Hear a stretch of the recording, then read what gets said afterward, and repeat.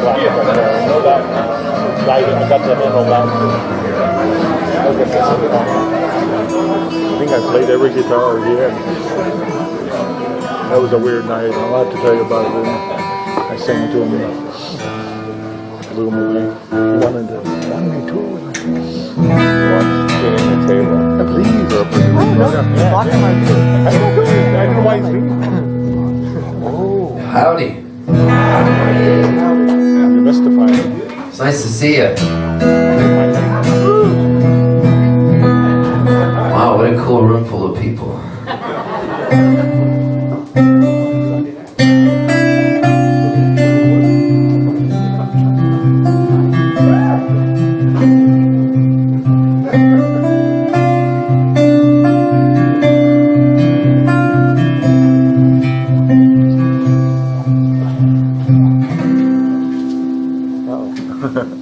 We lived on Holliston Street in the 60s. We didn't need much back then, just a smile, and Daddy would sing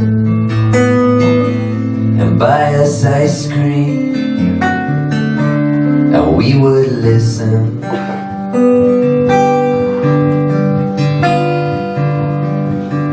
Uncle Louie would come on for dinner on Sunday. He taught piano to my sister Kath, and I stand behind and imitate him as she would laugh and he'd get mad.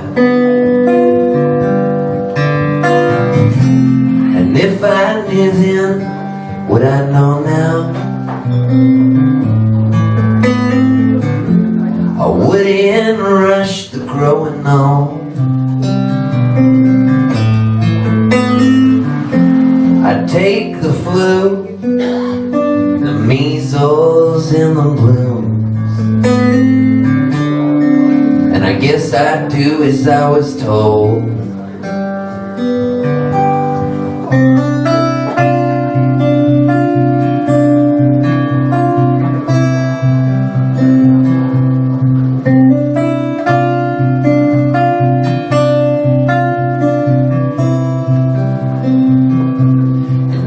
Would walk up ahead and I'd follow. She seemed so big back then and me so small, and Mama would give me one dime and her 2 nickels, and I would cry 'cause she got more. And if I knew then what I know now, I wouldn't rush the growing old. I'd take the flu, the measles and the blues, and I guess I'd do as I was told.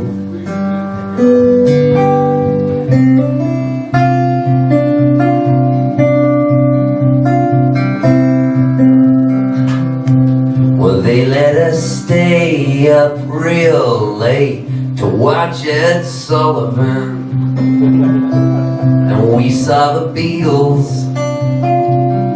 2 times that year. And Daddy would laugh and say, look at that dumb hair. But I like John. Man, I love John. And I'd give up candy for Lent in the springtime. Mama was proud, and so were the nuns. I thought it was okay to eat the candy If the rapper was on, I was just sucking out the juices of life, life, life. And if I knew then what I know now, I wouldn't rush the growing old. I'd take the flu, the measles and the blues, and I guess I'd do as I was told.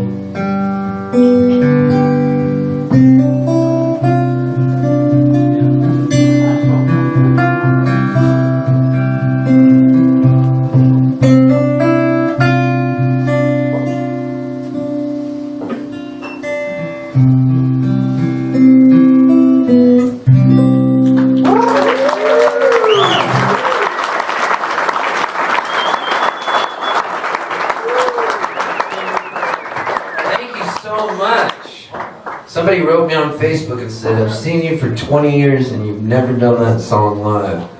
So, I did it. Hope it was this city. I just came back. Oh, was that you? Yeah. I did it for you. Facebook worked. I even opened the show, and I haven't done that song in years. I was going over it in my head back there, and I remembered it, so I'm glad. I just came back from this film festival in Sedona recently. I was at the Sedona Film Festival, and I did the soundtrack to this film, and it's called Running Wild, The Life of Dayton O'Hyde. And he's an 88-year-old cowboy, beautiful cowboy poet. He's written 20 novels. He's got 13,000 acres in Hot Springs, South Dakota. And his whole life, all he ever wanted was a place where horses could run wild. And he has 500 wild Mustangs that have never been ridden by people. And they just run throughout this beautiful land. And he's such a cool soul. And he was even given a name by the Lakota Indian tribe, and they call him Protector of the Ceremonies. Back in World War II, he went bowling with Joe Louis, the Brown Bomber. He was best friends with Slim Pickens. He tells a story about Slim Pickens. They were rodeo clowns together, and how when he was like 19 years old, he was at the rodeo and he saw an older cowboy hitting his horse and being really mean to it because the horse had missed a jump. And Dayton O'Hyde at 19 was skinny, but now he's a big hulking guy like John Wayne. And he said, "You treat a horse like that, but you wouldn't treat a man like that." And he said the cowboy walked right over to him, punched him, and knocked him flat on his back. And then he said he woke up and Slim Pickens was pouring water on him. He said, "You're brave, but you're not too smart." So they became really good friends. And Dayton O'Hyde then got this whole Wild Mustang sanctuary, so his nickname is Hawk.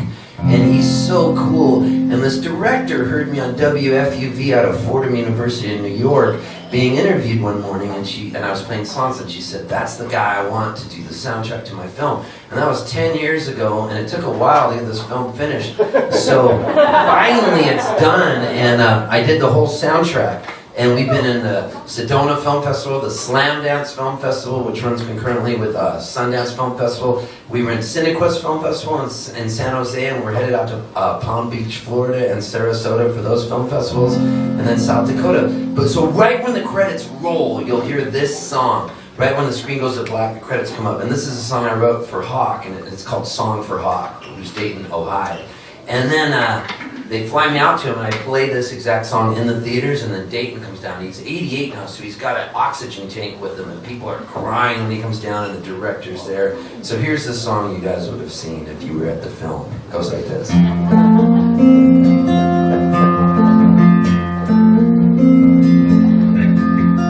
Strolling across the pastures and beyond, one old cowboy sings his song. Through the ashes, clouds, and grain,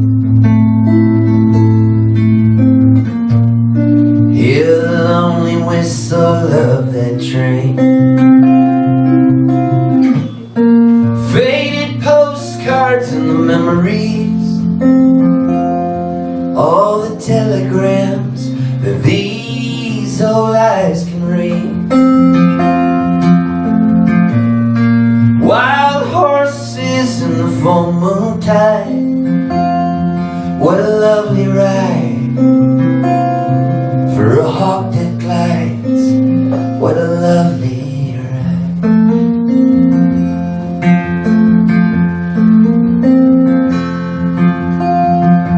South Dakota summer rain, cool the buffalo out on the plain. And as he rides into the night, the silhouettes are dancing by the firelight. Faded postcards and the memories, all the telegrams that these old eyes can read. Wild horses in the full moon tide, what a lovely ride for a hawk that glides, what a lovely ride.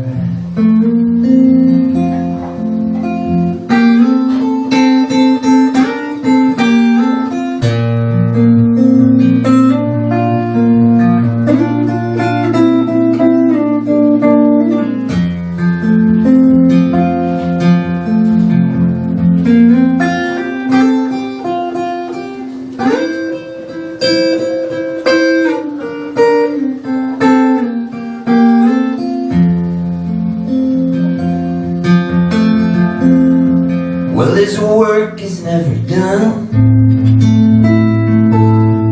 and he rises each day with the timing of the sun. It's getting harder now to ride, but his body keeps on moving, and like a hawk he glides. Faded postcards and the memories, all the telegrams that these old eyes can read. Wild horses in the full moon tide, what a lovely ride for a hawk that glides, what a lovely ride, what a lovely ride for a hawk that glides, what a lovely ride.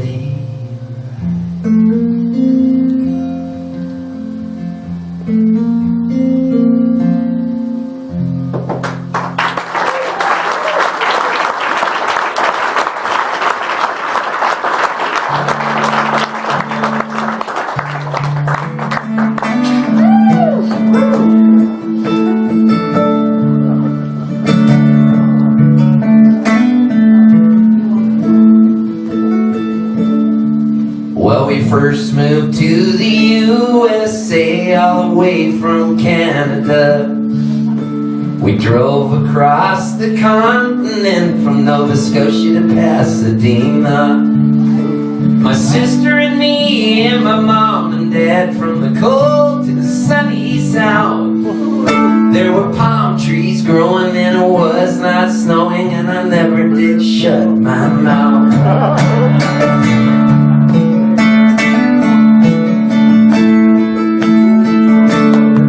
Well, we drove on over to the courthouse in downtown Los Angeles. We put our hands on a Bible and we swore as a family that we were not communists. When we drove away, I started to cry. They said, "What's wrong, son? Are you sick?" I said, "I don't want to be an American. I want to be a Catholic." We talked Hollywood, baseball in the car, the voice of Vin Scully. Oh man, it would travel really far.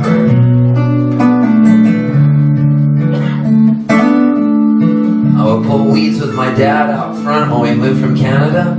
We were in the front yard in Pasadena, and we'd have Ben Scully on an AM radio, and he'd say really cool things like, "All the Dodgers coming up on the bottom of the ninth inning." And he'd say, 1 run on 2 hits, no errors. Or he'd talk about the pitcher, and he'd say, "And he's up to his hips in alligators." The bases would be like, wow. Well, I made my first communion in St. Rita's Catholic Church. There was incense choking and the priest was smoking, was the choir up in the perch. My face got red and my stomach felt bad. They said, if you're gonna get sick, use a cup. Well, I thought by the time it was my turn for communion, Jesus would be all eaten up. We talked Hollywood and baseball in the car. The voice of Ernie Harwell on the van, it would travel really far. Ernie, one of the great ones, passed away. Man, what a voice, the voice of the Detroit Tigers. Well, my allergies were bad, so we moved to the desert, to a city called Palm Springs. We trick-or-treated at Liberace's house. Each finger had a diamond ring. We met Elvis Presley in the middle of the summer, and he hugged my sister for far too long. I felt kind of weird, but I would have pimped her out just to hear him sing a song.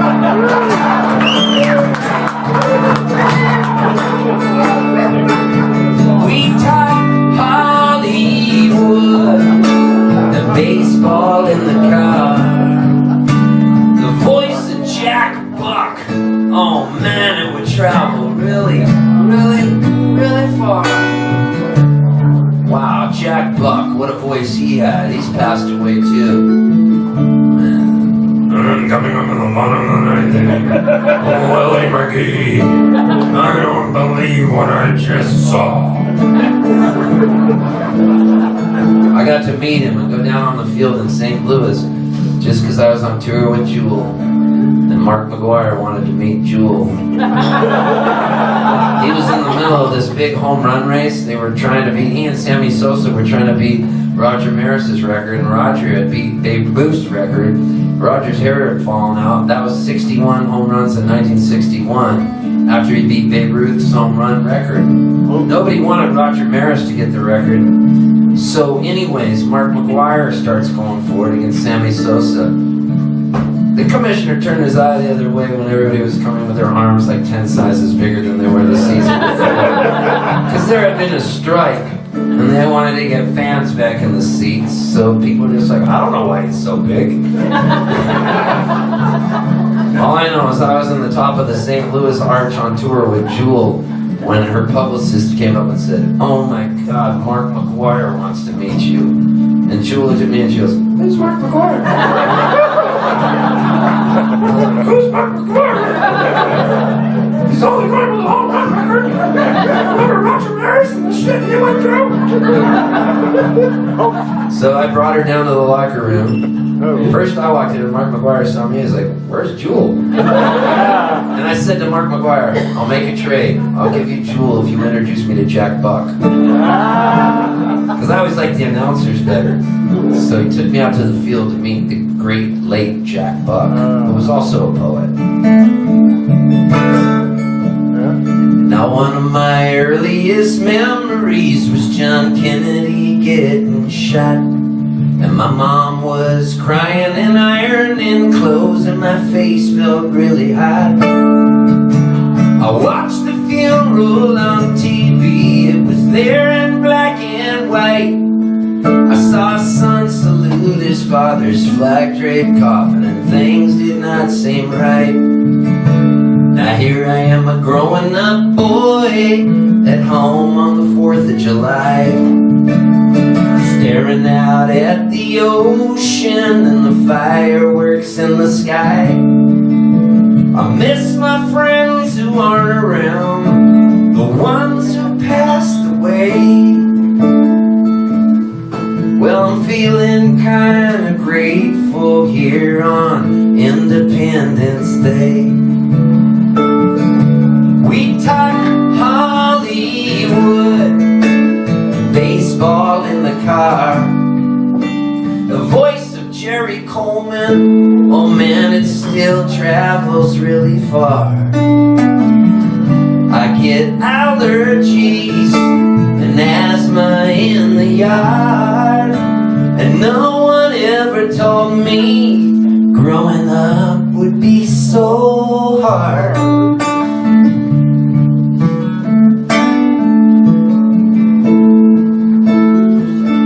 Oh, doctor.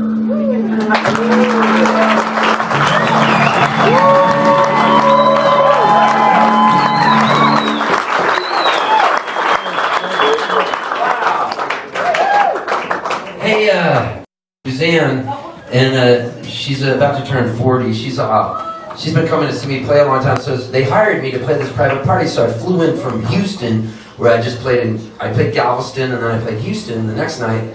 And so, anyways, they had me play their house, and it's a beautiful place in Cave Creek. They had about 80 people there. So on the flight over, I was writing a song, because when I'm on airplanes, I like to just kind of make things up. So I don't know how the song's going to go really yet, but I know that it had some words that I liked. So I'm going to just put a melody to it, even though a melody doesn't exist yet. And she can scroll up and down like that. Okay, cool. This is either going to be really bad or really good. Here goes.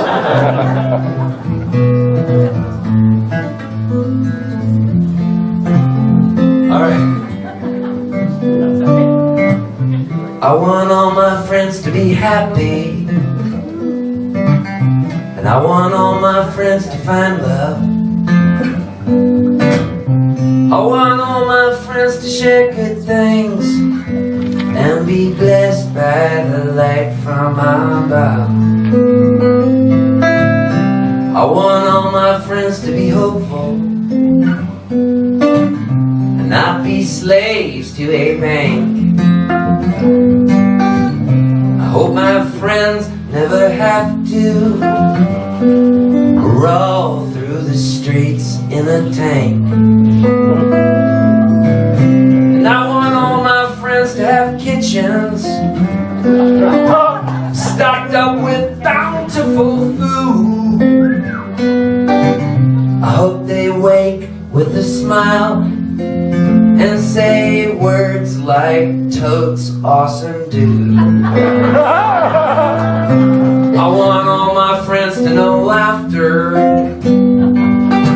uncontrollable from deep in the gut.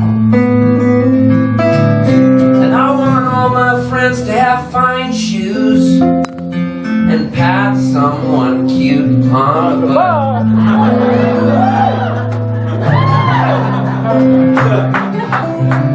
And I want all my friends to have good dreams, sweet dreams so vivid and real.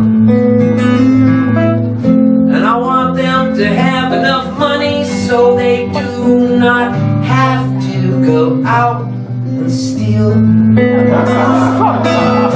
I want all my friends to have cool socks with stripes and neat shit on the sides.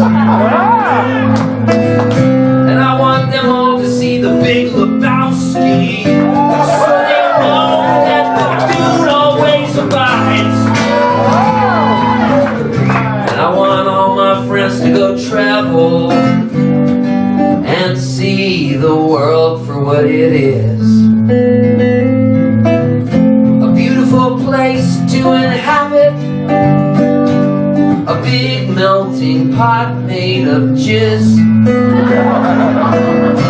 I want all my friends to dance naked so all of their neighbors can see. And I want them all to be colorblind and keep those racists so far away from me. And I want all my straight friends to love all of the gay friends I have.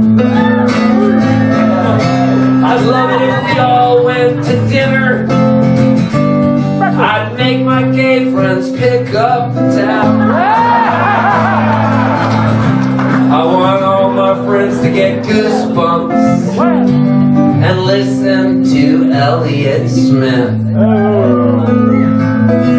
Especially the song Independence Day, and to hold hands with whomever they're with. I want all my friends to be healthy, and when they see kale, not just to scoff.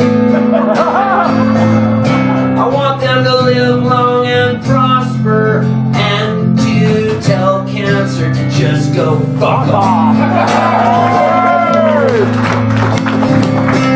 I want all my friends to know one thing, that one day when I'm long dead and gone,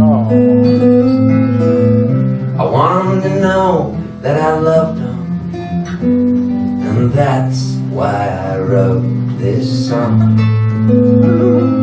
Yeah, I want all my friends to be happy. I want all my friends to find love, and I want all my friends to share good things and be blessed by the light from above.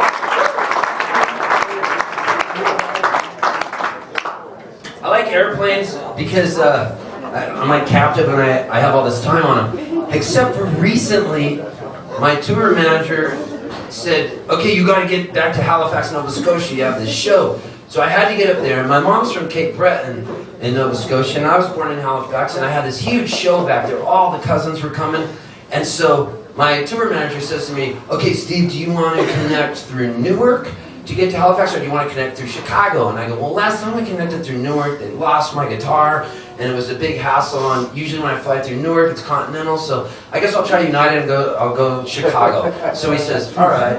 So I said, but I always have to deal with weather in Chicago, so I'm not sure. He goes, I'll just stick with Chicago. And I go, no, maybe it'll be Newark. And at the last minute, I go, okay, Chicago. So I get on the plane, and we're landing in Chicago, and we go down to land, and I'm sitting next to this guy, and I was talking to him the whole way, and he goes, I was just hunting some caribou.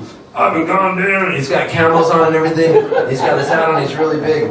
And then there's a woman next to me, and she's just really sweet and quiet. And so as the plane goes to land, all of a sudden it takes off again. Right as it comes close to the runway, it just takes off straight up, and I go, uh-oh. And then the guy who was hunting the deer goes to me, that did not seem right at all. And then the girl next to me, the quiet librarian, goes, that didn't seem right. And then everybody just got a weird look on their face, and then all of a sudden you saw the flight attendants just come sprinting up to the cockpit, and then they came back looking pale. And then everybody's just waiting, and finally they make an announcement, and the captain comes on and goes, ladies and gentlemen, we're having some big problems right now, and we are going to have an emergency landing. And he said, we're going to go over the lake right now, and we're letting out gas. So they let all the gas out, and you can hear this happening, which is really scary. So inside, I'm just going, oh man, I can't believe this. They said, we need you to practice bracing your arms, put your head down between your legs, and brace against the seats. And you're going to have to be saying, brace, brace, brace. It's going to be very, very rough. So people start pulling out their cell phones, they're sending texts to the one they love. The guy next to me, the guy that was hunting, was like, and then this other guy who's, and the other all over, he'd probably seen like a lot of 9/11 movies, and he stands up and he goes, I want to see the captain to make sure.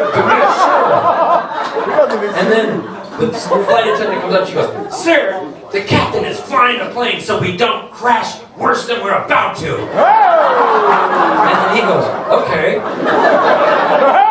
So I sent a couple texts from people going, I don't know if I'm going to be alive in about a half hour, but I just want you guys to know I love you, and we're going to have this landing. So as we go down to land, they go, everybody on the plane is going, brace, brace, brace, brace. There's fire trucks, ambulances, everything at O'Hare. And then we land, and nothing happens. Like we just land, and everybody looks at each other. I look over at the hunter guy, he's crying. The librarian's sobbing. And me, as we were going down, I always thought, like, what would my last thoughts be like? Oh my gosh, I didn't get to do this. These were my last thoughts before I died. Why didn't I fucking connect to Newark? I was angry. chance to connect to Newark. And then in my mind I was going, you should be thinking something else because you're gonna die. Like, you should have better thoughts than that. So then I get out the plane and I'm in O'Hare and I swear to God my knees were like this as I walked out and people were hugging each other. And like I haven't drank in like 8.5 years. I swear to God, I almost broke my sobriety. And there was a TGI Fridays. I was like, give me an 8-ball of Coke, a hooker, and a bottle of Jack Daniels. I don't give a shit about my sobriety. I almost died. I deserve this. Give me a needle. So, but I did, and I had a nice tea.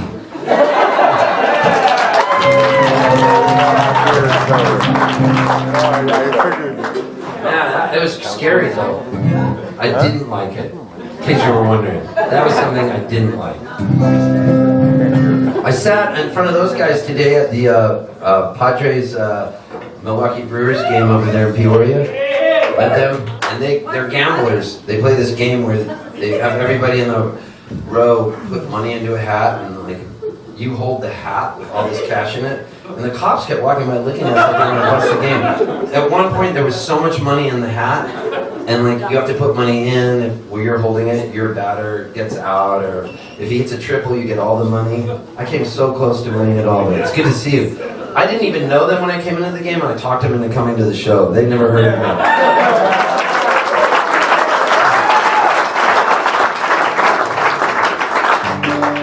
So cool you came. What are your names? I can't remember. Joe, Diane, Jan. Joe, Diane. Joe, wow. San Diego.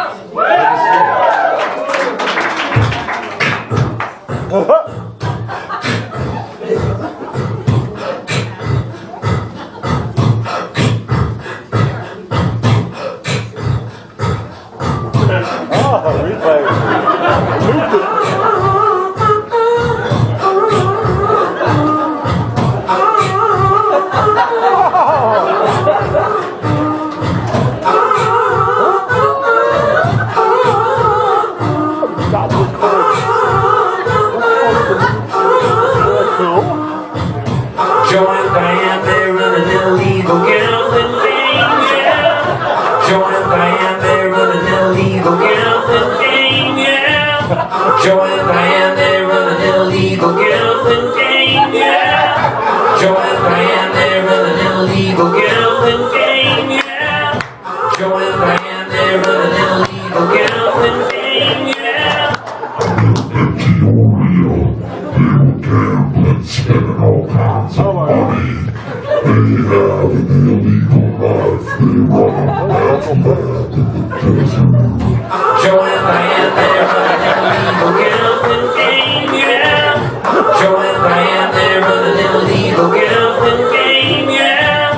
Joe and Diane, they run an illegal gambling game, yeah. Ain't nobody gonna take them down. Ain't nobody gonna stop them. They run an illegal gambling game, yeah. Joe and Diane, they run an illegal gambling game, yeah. Joe and Diane, they run an illegal gambling game, yeah. I'm in Peoria, yeah. Can I get a hallelujah?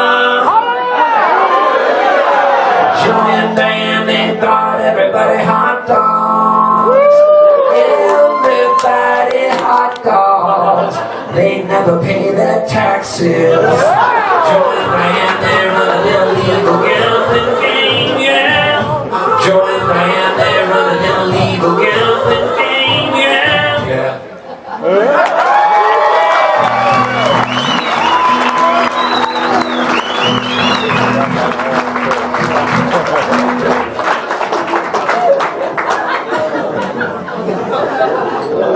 That was kind of fun.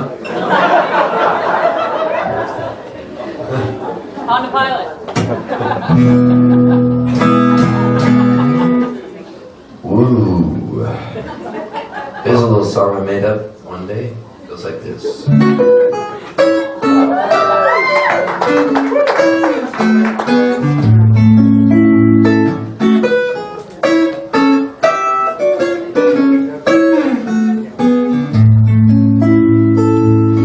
I'm on the mend. like a chance for love again. Promotion to desert sand. We travel across the wall because it's been laid in our hand. Wherever we lay down our bedrolls is a home. We don't need much, we've got it made. We'll travel the world somehow, from mountain tops to cities. We're in our dream house now. I've been a lonely gypsy, a yollickin' mother hipsy. Follow you till I'm tipsy, from San Diego to Poughkeepsie.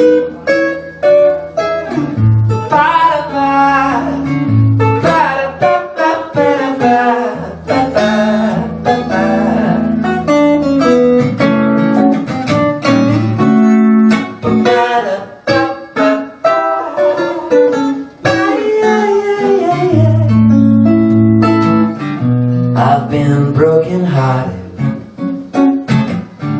Let's get this party started.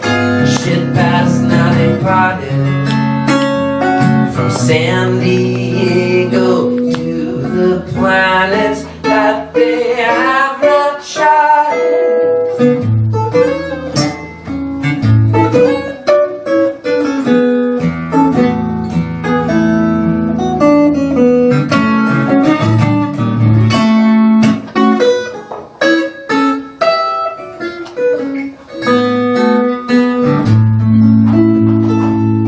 I'm on the mend. I'll be around to see if you would like a chance for love again. We travel the world somehow, from mountain tops to cities. We're in our dream house now. We're in our dream house now. We're in our dream house now.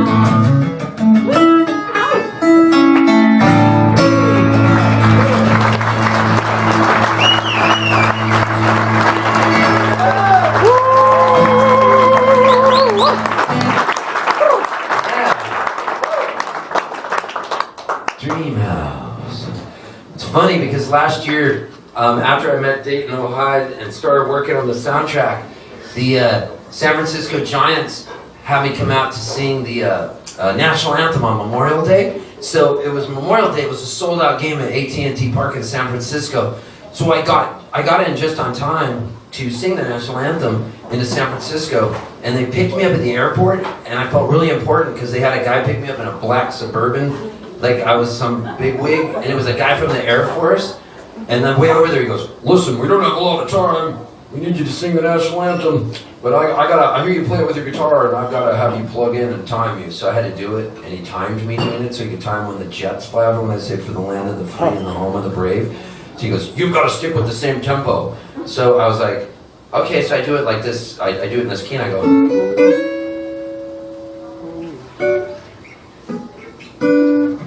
like that in the key of A. That's right. And I go.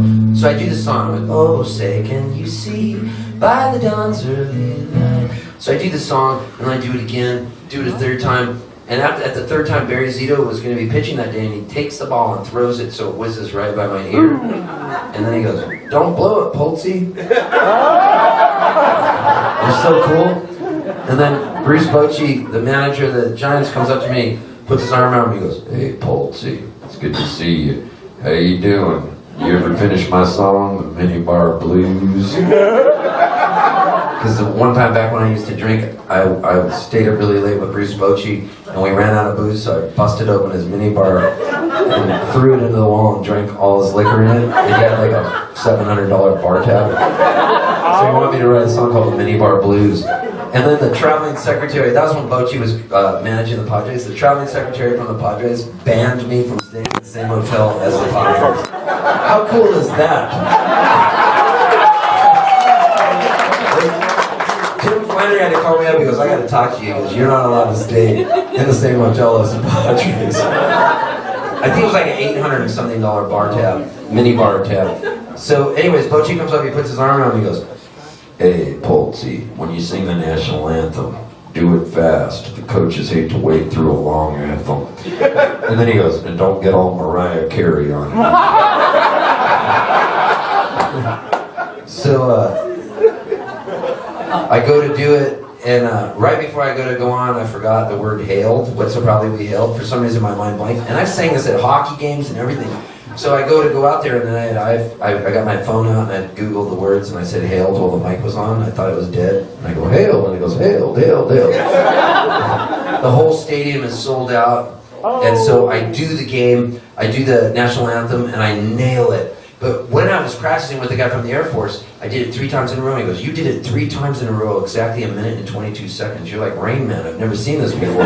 So he said, "But just listen, in case when you're doing it, if you say for the land of the free and the home of the brave, if the planes aren't there, just extend the song." And I go, "What do you mean extend it? I'm not going to get in trouble. Why are you making me extend it? You want me to write an extra verse or something?"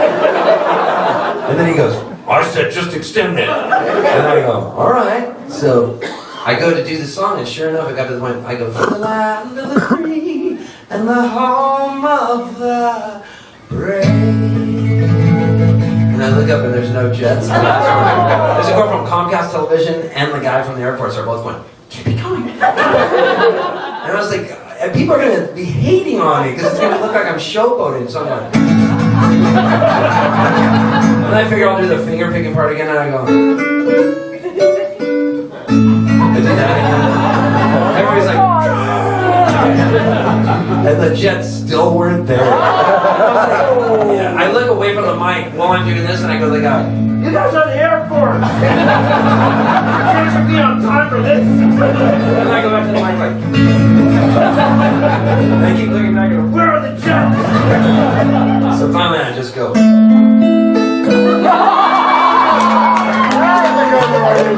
finally,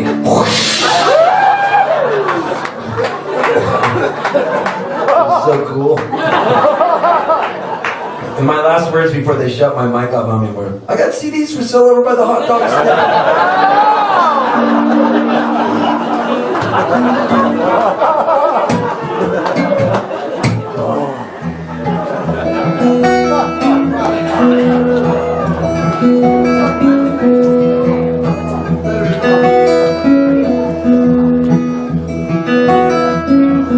Lightning flash across the sky.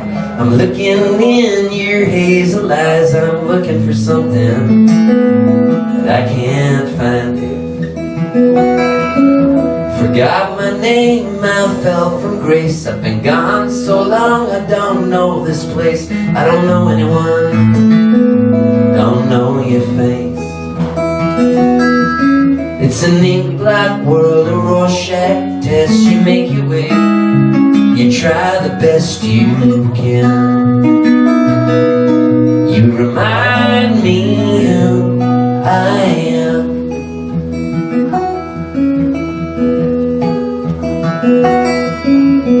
We could die just sitting here, a broken heart, a wayward tear, an airplane gone astray. I intend to love, I can't help but run. Where did all this fear come from? I wonder when it will leave me. Your fingers finger into mine, holding hands to pass the time, 'cause we can. You remind me who I am.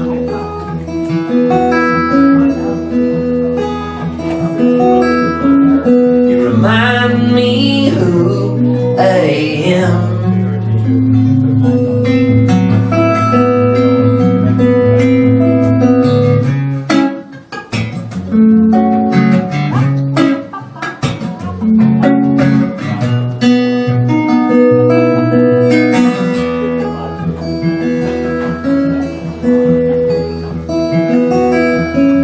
A chest of drawers upon the porch.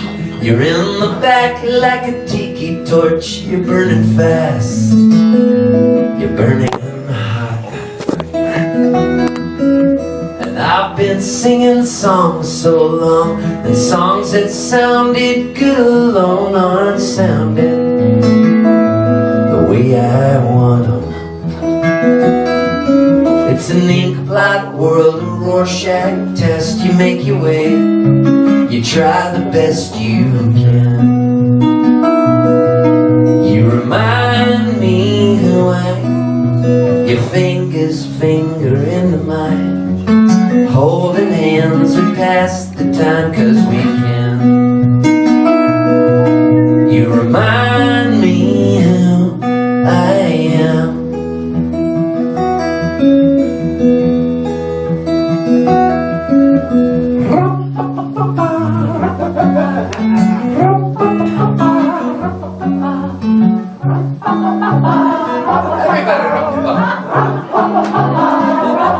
Everybody rub them up. Everybody rub them up. Do it now.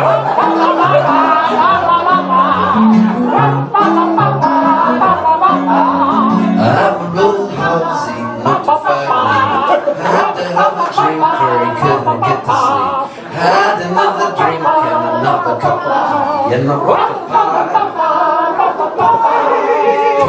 Joanne ran there and oh yeah!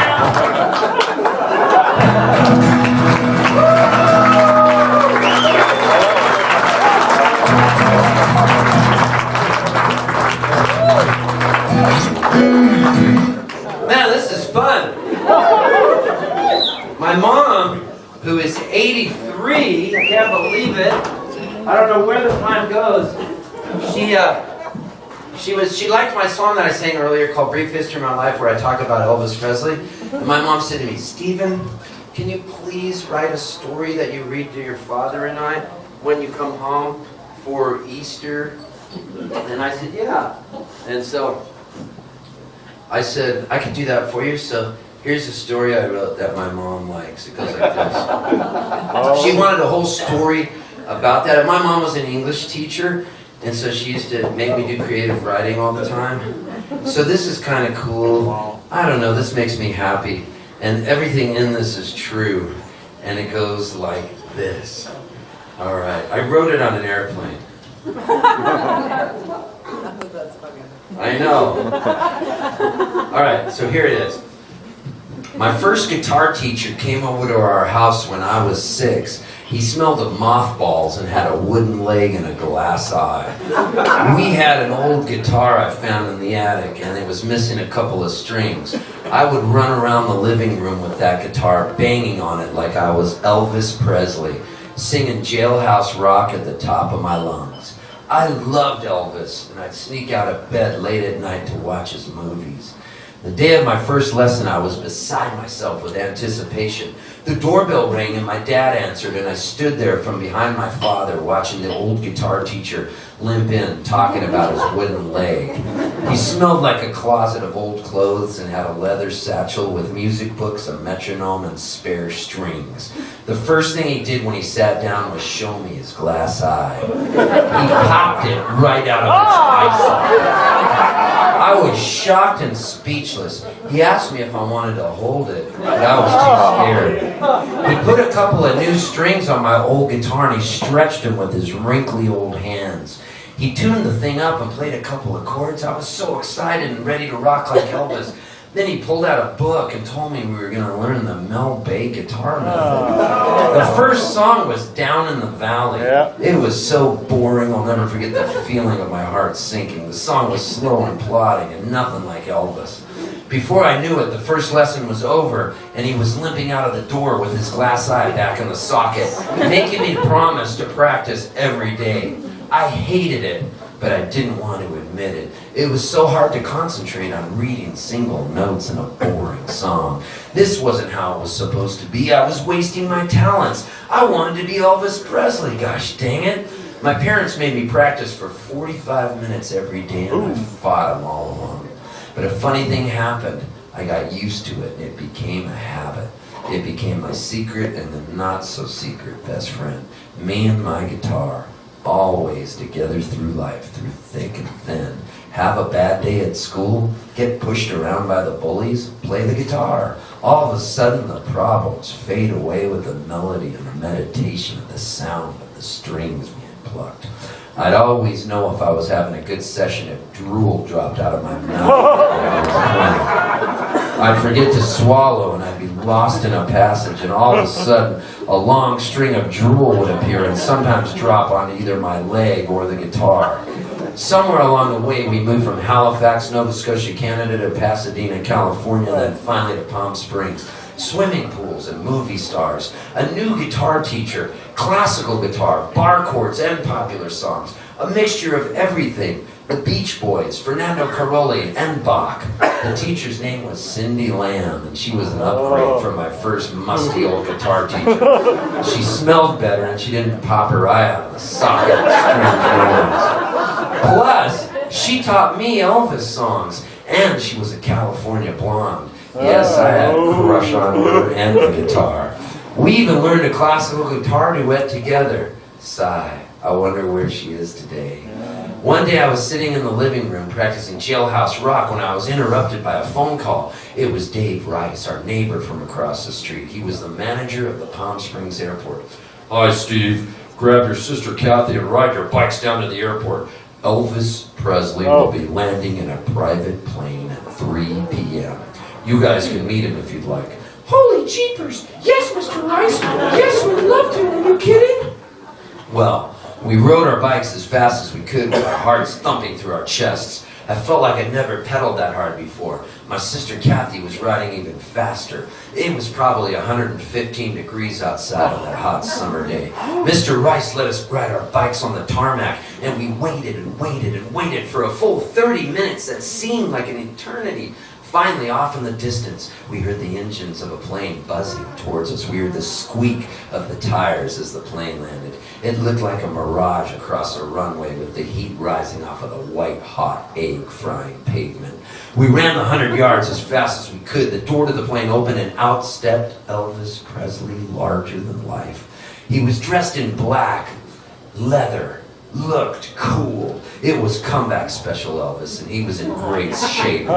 He waited for us to come to him. Rockstar Cool Handbook, rule number 1. Wait for fans to come to you and act like it's business as usual. He had it down pat. He smiled the most charismatic smile I'd ever seen. Even in that bright desert sunshine, his grin shined 1,000 watts.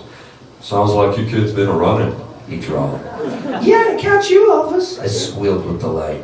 He picked me up in the air and swung me around and tossed my hair and laughed. He gave me his autograph on a piece of paper he casually ripped out of a notebook he was holding. It was 1969, and he was the coolest thing I'd ever seen. Next, he hugged my older sister Kathy for what seemed like a long time ago. Like really long. I remember feeling kind of weird, like maybe Elvis liked my sister more because she was a girl. I wanted to maybe protect her or offer her up. I couldn't decide. I play guitar too, I said. Your sister sure is pretty, he replied. It's okay, Elvis, you can have her. I screamed in my high-pitched voice over the sound of the whirring propellers. He laughed loudly and talked to us a little while longer. He never seemed to be in a hurry. He looked happy and peaceful, and that's how I'll always remember him. I'll also remember myself as trying to pimp out my sister to a very relaxed Elvis for a record deal. I feel like he would have talked to us all day until finally one of his assistants said, "Come on, boss, we gotta go." We waved goodbye to the king and rode our bikes home, high on the trail of success. Nothing can ruin our happy moods. Sure, the Vietnam War was looming over us, and assassinations, drug overdoses, and bad news were all over the papers. But all we knew was Elvis Presley was our best friend, and we were fans for life. When I got home, I pulled my trusty guitar out of the case and practiced for hours. That was the night I learned how to play. I can't help falling in love with you and blue suede shoes. Life is full of memory markers that fade into each other. Some memories are brighter than others, and this is one I'll remember my whole life. The day I met peaceful Zen Elvis and offered him my sister.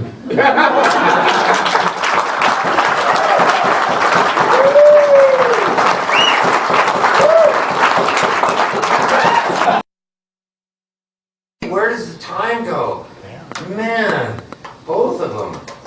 83 years old, they go to Pilates 3 times a week. They walk. I bought them each some really nice New Balance fluorescent shoes that they're rocking. My dad goes, "Oh, are these shoes ever great, eh?"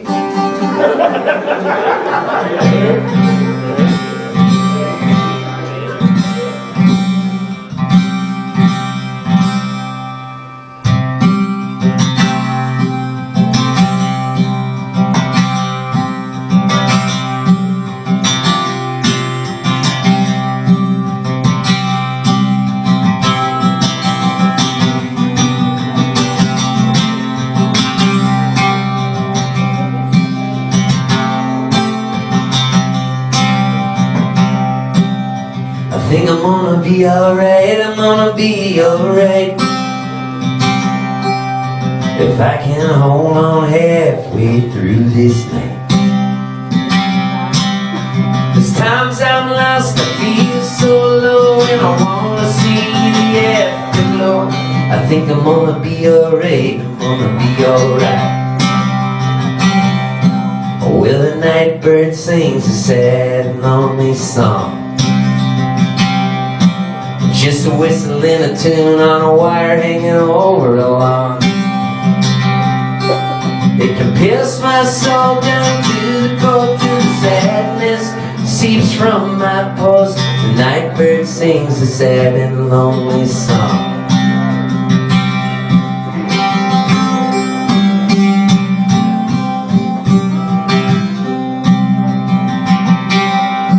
I wanna hop a train and I'll ride somewhere tonight. I don't care where I go, I just wanna get out of sight. Watch the scenery and the cars go by, let the tears wash my cloudy eyes. I'm gonna hop a train and I'll ride somewhere tonight. Well, there's bad weather deep inside my head. The ocean's rough and the waves are full of dread. It's gonna pass if I just hang tight. I believe everything is gonna be alright. There's bad weather deep inside my head.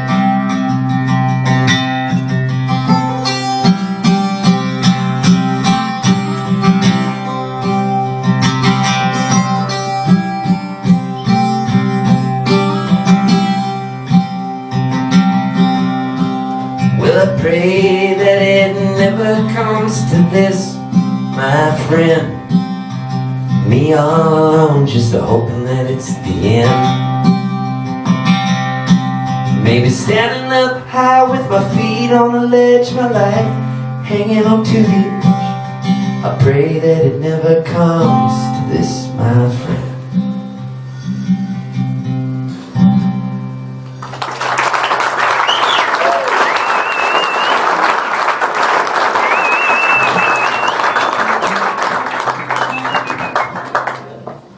I made up this song the other day. It goes like this. Hope I remember it. I just made it up. Okay, there's this show, this radio show. It's on NPR, and it's called Acoustic Cafe, and it goes out to 90 different stations. 90! And I was at South by Southwest in Austin, Texas, playing last week. And so the guy who runs Acoustic Cafe said, "We want to film you writing a song, but you only have 2 hours to write it. And you got to write it with this guy from New York named Ben Arthur. And we're going to film you guys writing it. And you got to record it and everything in 2 hours, and then we'll play it. It's like an experiment we're going to do, and it goes out to 9 stations." So here's the song we wrote. It goes like this. Sit down, son, I got a story to tell you now. You say your heart is broken, and how? A beautiful girl with parachute eyes told you some pretty lies. Sit down, son, I got a story to tell you now. Oh, your mama, she had a tramp stamp boy. Oh, your mama, she was a barroom toy. Selling along next to those truckers, taking all the money from those suckers. Your mama, she had a tramp stamp boy. Well, I know your mom took you to Sunday school. never, never break the golden rule. You as a baby on her hip, hair tied back with sunset lips. I know your mom took you to Sunday school. Oh, your mama, she had a tramp stamp boy. Oh, your mama, she was a barroom toy. Selling along next to those truckers, taking all the money from those suckers. Your mama, she had a tramp stamp boy. Oh, your mama, oh, your mama, she was a different woman. I knew a different woman. In your life you'll meet lots of beautiful girls. They may rip your heart and tear apart your world. Enjoy the truth, enjoy the lies. Greet the morning with new eyes. In your life you'll meet lots of beautiful girls. Yeah, in your life you'll meet lots of beautiful girls. Oh, your mama, she had a tramp stamp boy. Oh, your mama, she was a barroom toy. Selling around next to those truckers, taking all the money from those suckers. Your mama, she had a tramp stamp. Alright, your part goes like this. You guys are gonna sing. Oh, your mama, she had a tramp stamp boy.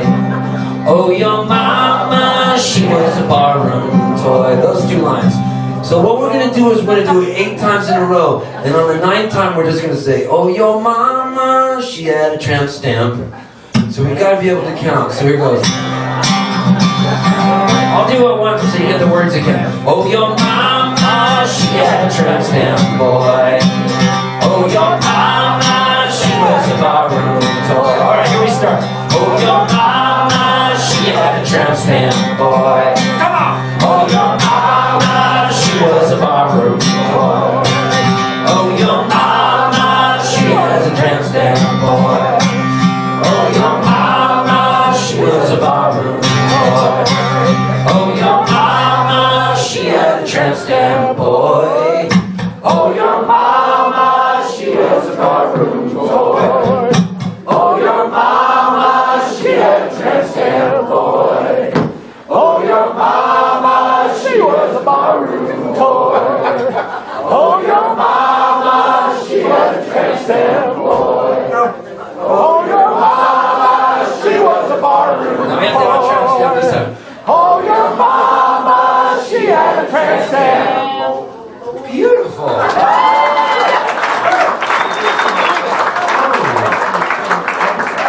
That was really good. Man. Hey, where's Hutch? Where, buddy? Hey, Hutch, how you doing? Good. Is Jake around? Hi, Hutch. Where? Where's he at? Over there. Jake, come here. I gotta talk to you. I want to say something about this guy. He's a good friend of mine. I love him so much. His name's Jake Peavy, and he won the Cy Young Award for the Padres. And he called me and said, Bubba, I'm getting a big limo. You're coming out with me. And he's a great guy. He's been a good friend. And what's really cool about Jake Peavy and about Barry Zito is they do this thing. It's called Strikeouts for Troops, and they fly out a bunch of wounded veterans who got hurt in Afghanistan or Iraq or different places. And they take them behind the scenes, show them the dugouts and everything. They take them to dinner, and then they have me come in and play. Jake plays. It's so freaking cool. And you see these guys that are like horribly wounded, sitting there, but their days get brightened up, and he does such good work, and he's been a good friend, and so I love him. I love you. I can say that, right? You do? So, what I want to do, you have any of your friends with you, or are you here solo? And I got to ask, I won't pass forward. I want you to sing him a song, because Jake also plays, and he gets really nervous. What's funny is, he pitches for the Chicago White Sox now, and like, he could be in front of, like, he could be in front of a lot of people pitching. Like, he could be in Fenway Park and he could come out big old balls. don't even be nervous. But I have him do this, and he's right now. I guarantee you, he's about to fucking throw up. So cool. So what I'm gonna do is I'm gonna make sure the guitar is perfectly tuned, so he doesn't have to worry about that. I'll be like his guitar tech. But would you mind singing him a couple songs? Would that hurt you? You got this. Do it, Jake!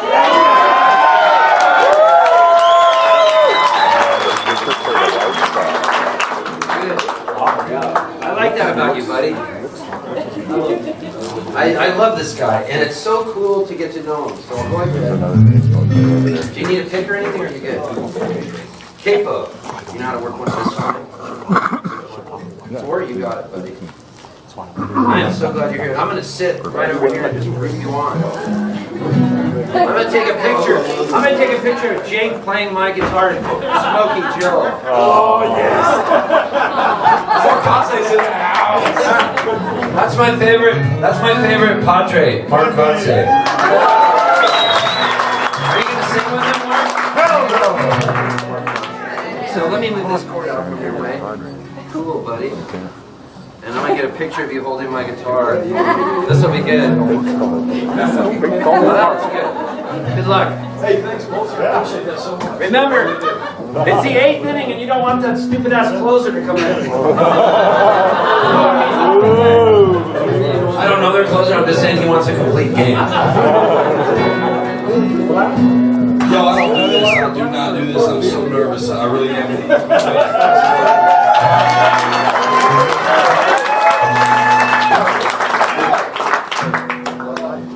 So I do love guitar. I love music. Music runs my life, to be honest with you. And the other night I was sick. I didn't want to go to Scottsdale, but I knew my buddy Tim Flannery was playing. I don't know if Tim's here, but music is something that's unbelievable, and it touches all kinds, small, old. Doesn't matter how old you are. Doesn't matter how young you are. You feel music, and I love to try to write music every now and then. I'm fortunate enough to have met some unbelievable people like Poltz, who inspire you to just do your own thing and try to make a name for yourself. I can make a name for myself in baseball, but not doing this, I can promise you. So I'll play some cheesy songs. We like to.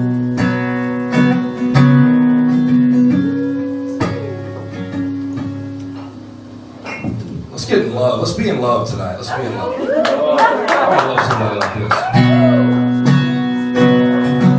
I've been calling in sick and showing up late. My friends been wondering why I ain't been hitting back or at the bar. They say everybody's asking us where you are. I ain't watched the game, kept up with the news, or hit the golf course like I used to. I bet my game's all been out of shape. I couldn't even find a big fairway. And not blaming you for this everyday smile I'm wearing, for the sweet song I keep hearing and playing in my head over and over and over. Everything you do has got me coming back for seconds. Girl, I'm loving you out of records, pushing my heart all in like I can't lose. Not blame you.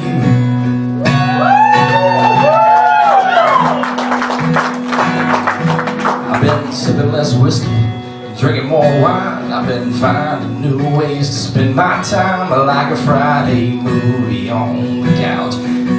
Staying in and ordering out. Thinking more about what's ahead. Girl, I'm having a hard time leaving the bed, like right now, honey.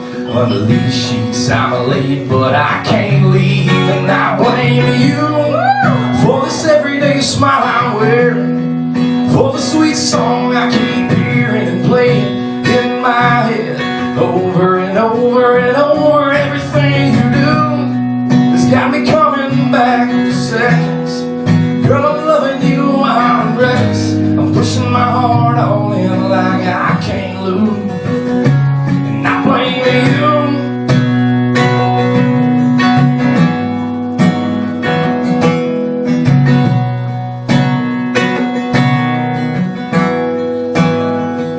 Girl, I blame you for this everyday smile I'm wearing, for the sweet song I keep hearing and playing in my head over and over and over. Everything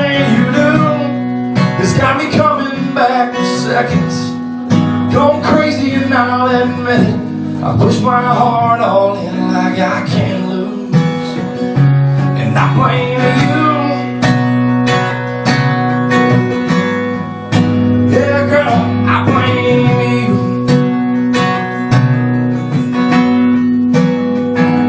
I blame you. I don't know how to end songs, y'all, so we'll do this. Thank y'all so much. I appreciate it.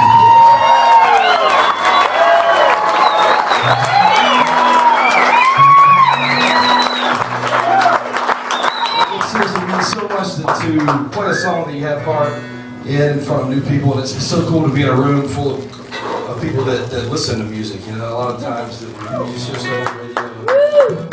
So cheers to you guys for being music fans. Maybe it's because it's so fresh. This song right here is the coolest song that I've ever had part in. I really believe that with all my heart.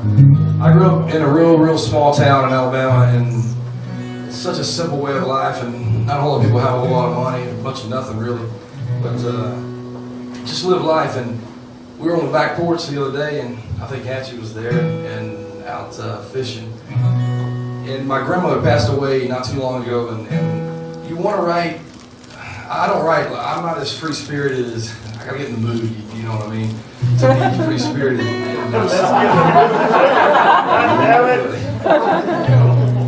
But anyway, so you want to write stuff that means something to you. But when you try to write songs that mean something to you, they're the hardest songs to write, especially when you play guitar and you write like I do, because you can't say it exactly the way you want to say it. But this song right here is my grandparents. I know you're going to go, the song's about your grandparents, but it is about my grandparents. My grandpa's having a tough time right now, but he was speaking to me about his life, about my grandmother, about the love they had, and not having much of children. And this is the coolest song that I've ever had a part in.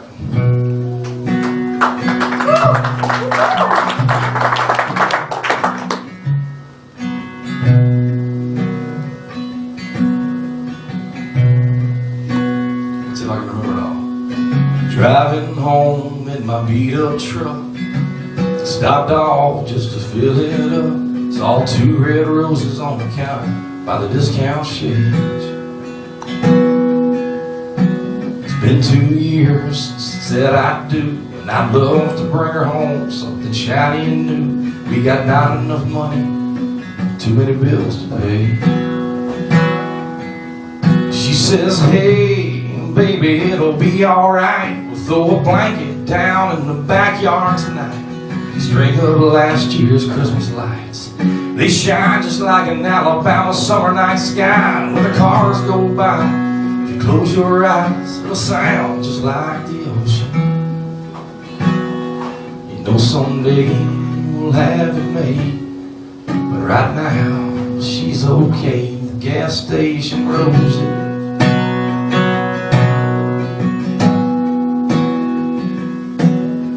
See the look when her face lights up, makes me feel like $1,000,000. You think I'd walked in box of diamonds.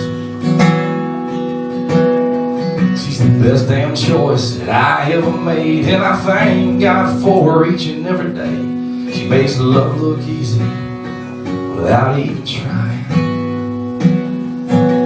She says, hey, baby, it'll be alright. We'll throw a blanket in the backyard tonight. String up last year's Christmas lights. They shine just like an Alabama summer night sky. When the cars go by, if we close our eyes, it'll sound just like the ocean. You know someday we'll have it made, but for now, she's okay. The gas station Rosie.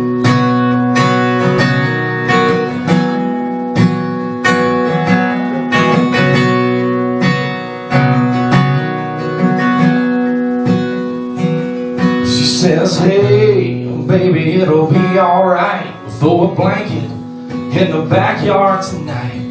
String up last year's Christmas lights. They shine just like an Alabama summer night sky. When the cars go by, baby, close your eyes. It'll sound just like the ocean. You know someday we'll have it made, But right now it's discount shades and gas station roses. Gas station roses.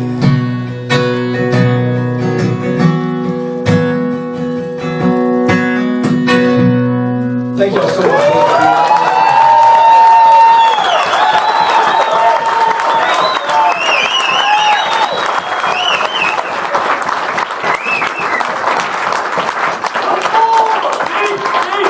Take a short little 10-minute break, allow you guys to get some drinks, and I'll be back for a second set. Peace.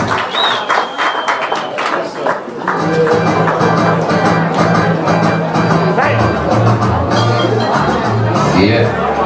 If you need any CDs or t-shirts, come say hi.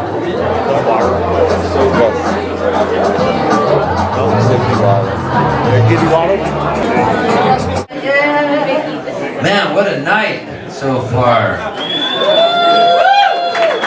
I'd like to send a shout out to my friend Gary Hughes.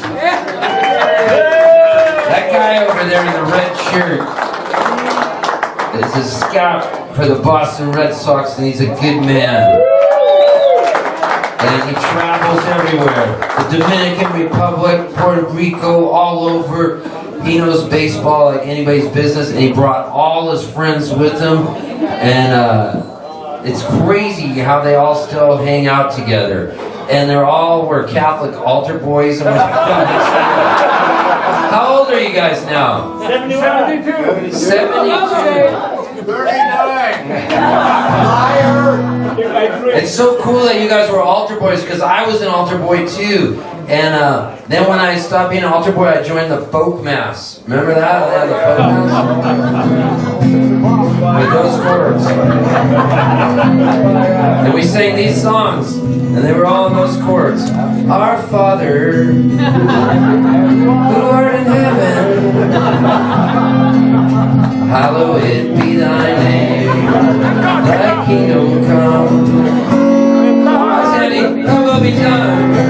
And then you go to the next part of the mass. Peace I leave. Peace I leave with you, my friends. I was like, get some new chords. Shalom, my peace. And then the next one, Lamb of God. Lamb of God, you take away the sins of the world. Have mercy on us. Lamb of God, you take away. I got so sick of those chords that one day I came in and I rewrote Lamb of God into a punk rock song. And I got kicked out of folk mass for this. Lamb of God, you take away sins of the world every day. Give them back. We want them back. Well, you think it's so cool you can take them away. Anytime you want, we got nothing to say. Give them back. Oh, we want them back.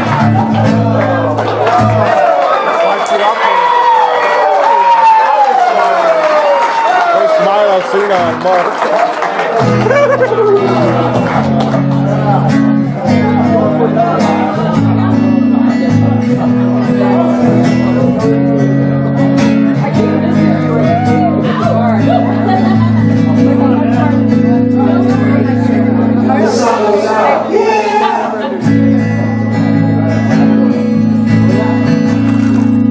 This goes out to my good buddy Keith. One day I hope, Keith, you and I are going to be 72 and hanging out together. He likes this song. He's with his lovely wife, Lisa.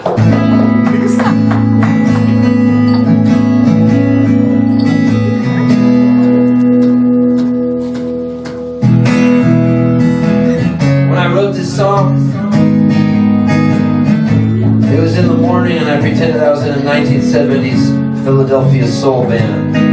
So when I'm singing this part, I'm the main guy, but when I'm over here, I'm the three background singers. But here I'm the main guy. It goes like this. It all came about because my dad was happy because I was an altar boy, and so for Christmas, he gave me a Timex watch, but you had to wind it, and it didn't have a battery in it. And I thought the word wind was wind. So I hold it outside my window. One day there wasn't any wind, so I rode my bike with my wrist out like this, wearing a watch. And it's hard to steer. I was just a little kid and I crashed into the back of a construction truck. Took about 56 stitches to my skull. And my dad said, "What were you doing?" When he came to the hospital, and I said, "I was winding my watch. I was winding it." And that's when he said, "Man, you gotta check your head." So here's this song came out.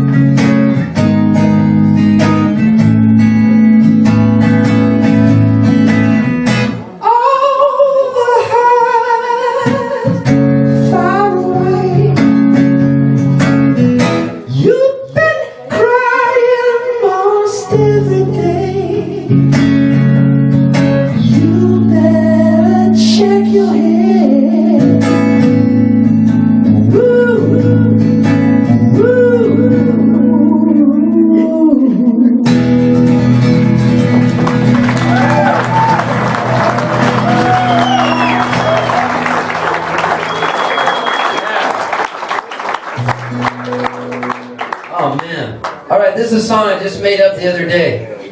Hope I remember the words.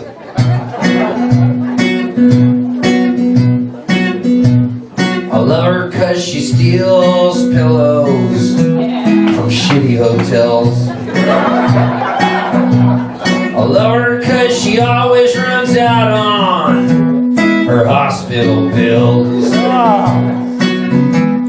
I love her 'cause she wears the same panties 3 days in a row.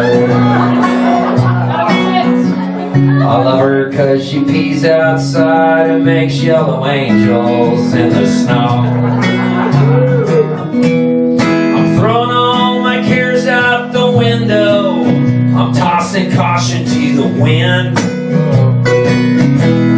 I just want her foul mouth around me. I don't care where she's been. I love her 'cause she leaves my CDs on the shelves at Starbucks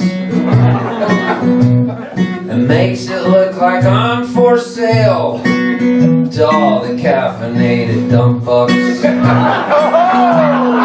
the opposite of stealing. It's like taking a cucumber and reverse peeling. I love her 'cause she's got a black heart. Oh baby, she's my sexy little tart. I'm throwing all my cares out the window.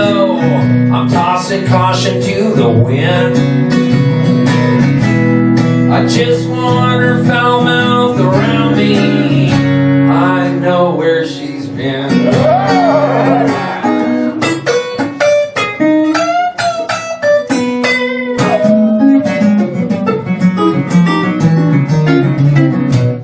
Now maybe I met her on Match.com, or was it WebMD?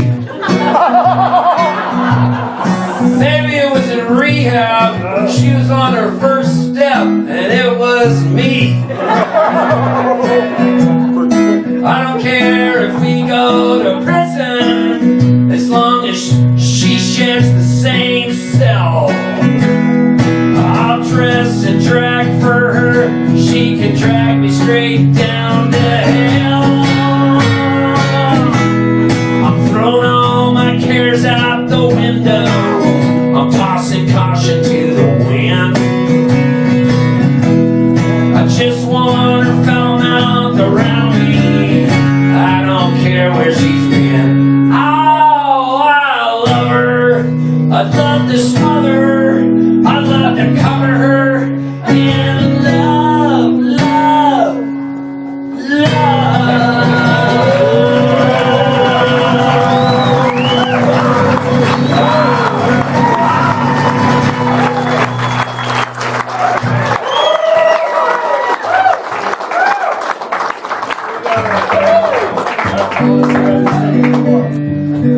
Got a hand job on a church bus, coming home from a retreat, singing songs of inspiration in our shorts and bare feet. We were strumming our guitars and eating ice cream cones. I felt a hand on my left thigh. I knew I wasn't alone. Come on, everybody. I got a hand job. On a church bus. I feel guilty. Don't make a fuss. I got a hand job. On a church bus. I'm gonna have me a talk with Jesus. JC. That's your part. With Jesus. They say the Lord will forgive me. It's not my problem today, Paula. The biggest thing on my mind, I'm wondering if I'm gay. His name was Pastor Michael. He had a mustache and a tan. His breath smelled like moonshine. I was his biggest fan. Come on! I got a hand job. On a church bus. I feel guilty. Don't make a fuss. I got a hand job. On a church bus. I'm gonna have me a talk with Jesus. Alright, now the last time we did this chorus, when we say hand job, you're gonna have to act like you're giving an elephant a hand job. So I'll say hand job, you have to go hand job, you go hand job. When I say church bus, you have to go church bus. Guilty, guilty. Don't make a fuss. We won't make a fuss. Got a hand job on a church bus. Gonna have me a talk with Jesus. You got it.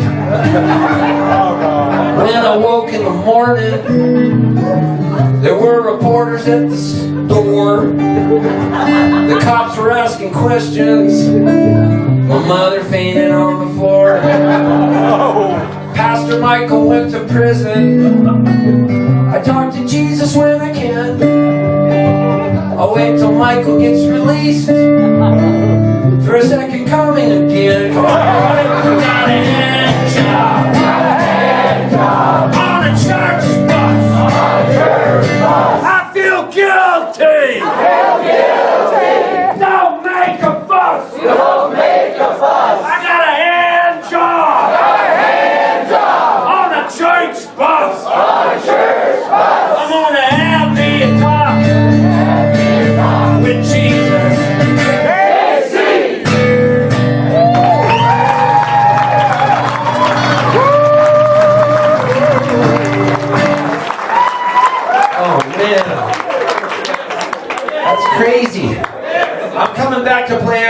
Casino with Jewel at the Chandler Pavilion.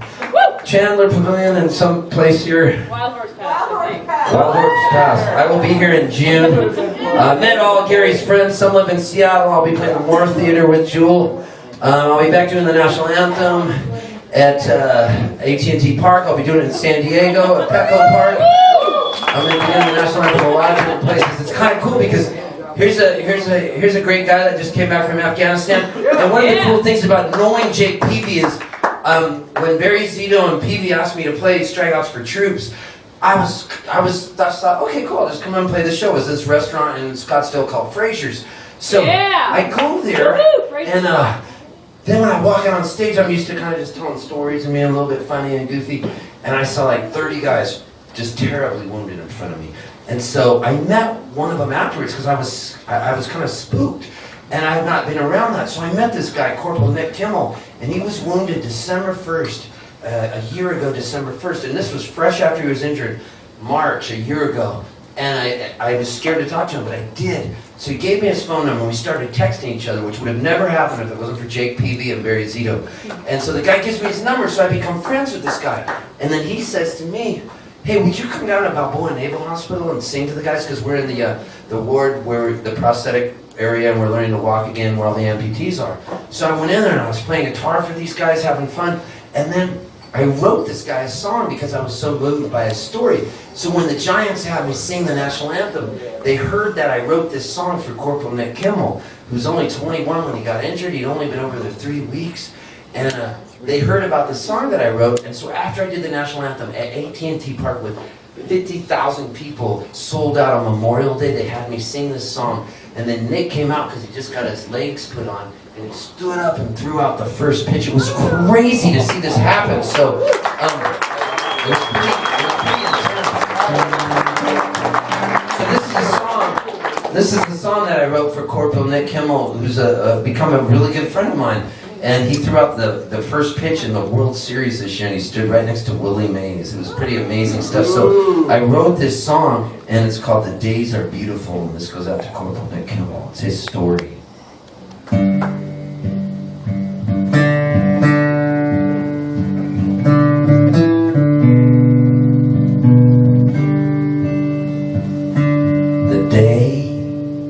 Are beautiful. I never knew that they could go so slow.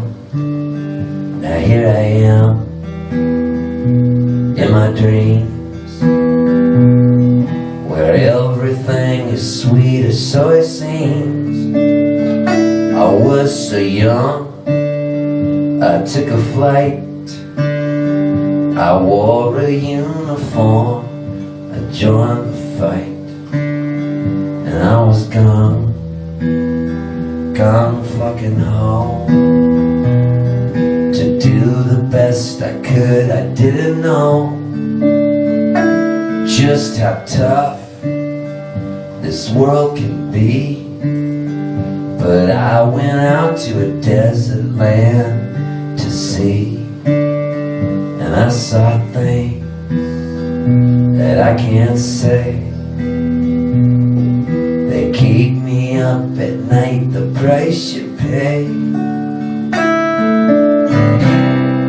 But I was lost,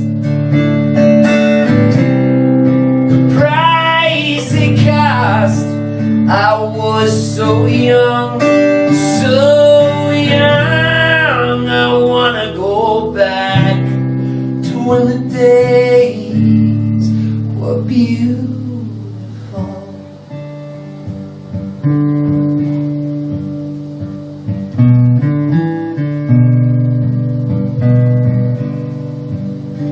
December 1st was such a day.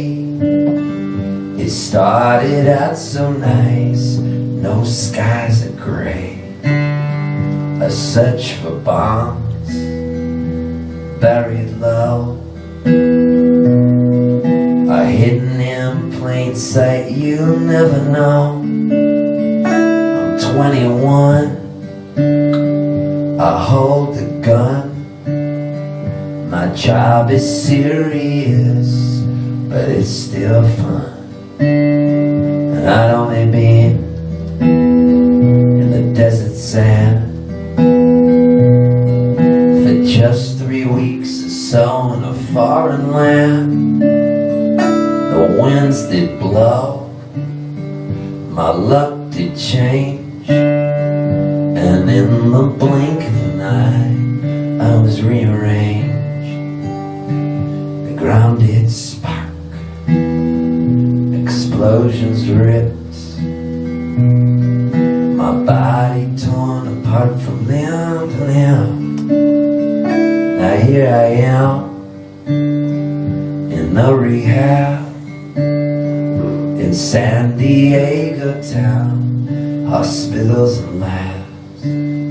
Well, I lost my legs and I lost an arm. The wounds may sting, but I am still strong. I won't give up, don't wanna die. I got a life ahead, a big blue sky. But I was lost. The price it cost, I was so young, so young. I wanna go back to when the days were beautiful. But I was lost. The price it cost, I was so young, so young. I wanna go back to when the days were beautiful.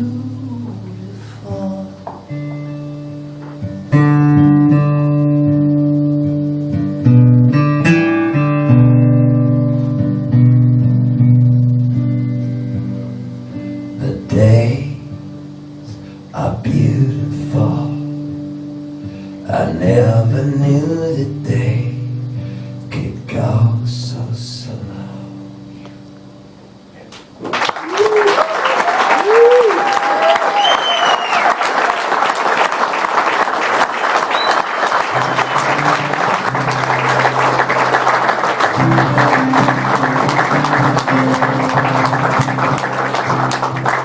It's my favorite Bob Dylan song. Those of you that don't know, I grew up always loving Bob Dylan, and this is my favorite Dylan song right now. May God bless and keep you always, and may your wishes all come true. May you always do for others, and let others do for you. May you build a ladder to the stars, and climb on every rung, and may you stay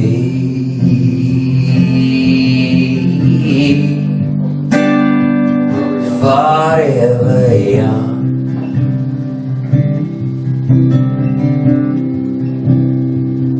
Forever young,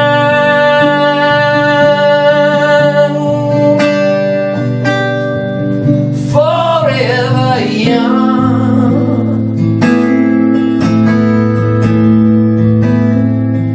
May you stay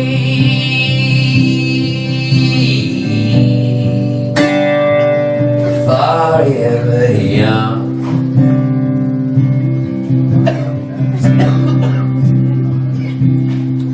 May you grow up to be righteous, and may you grow up to be true, and may you always see the truth and the light surrounding you. May you always be courageous, stand upright and be strong, and may you stay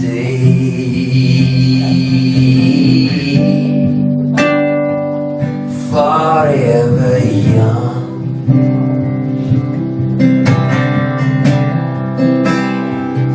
Forever young.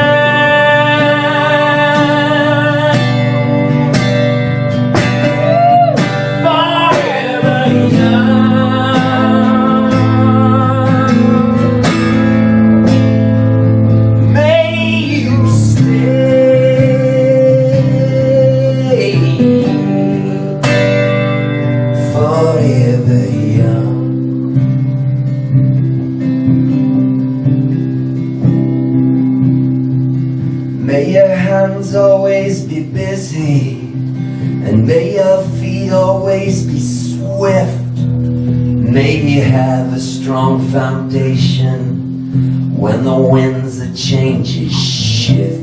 May your heart always be joyful, and may your song always be sung, and may you stay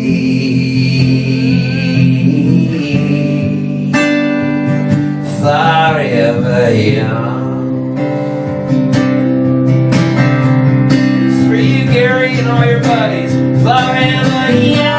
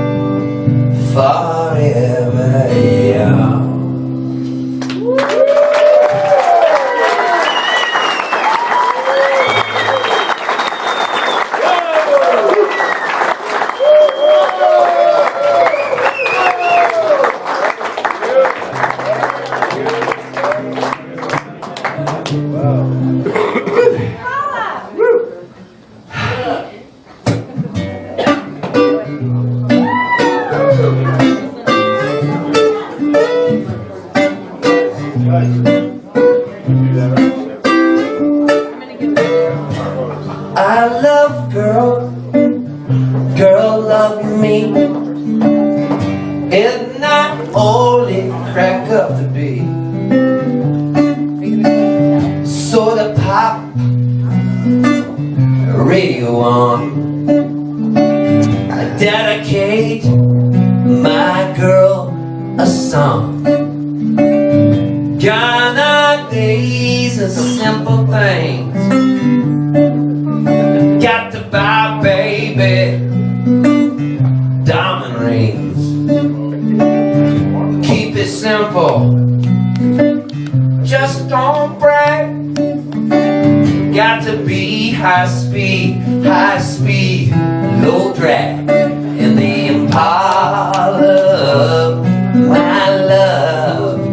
Do up, baby, of my love. Do up, baby, of my love. Do up, baby.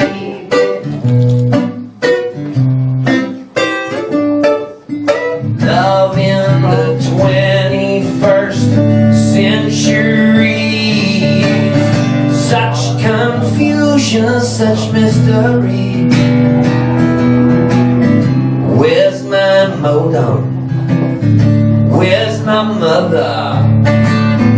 Fax in command. Oh, brother. Yeah. Joe and Diane, they're running in the gambling game. Yeah. Joe and Diane, they're running in the gambling game. Yeah.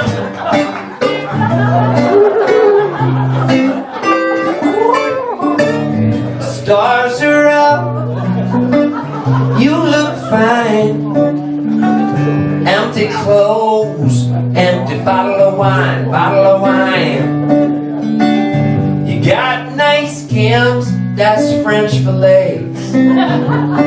Let's cook in the back, baby, like a couple poached eggs. In the Impala, my love.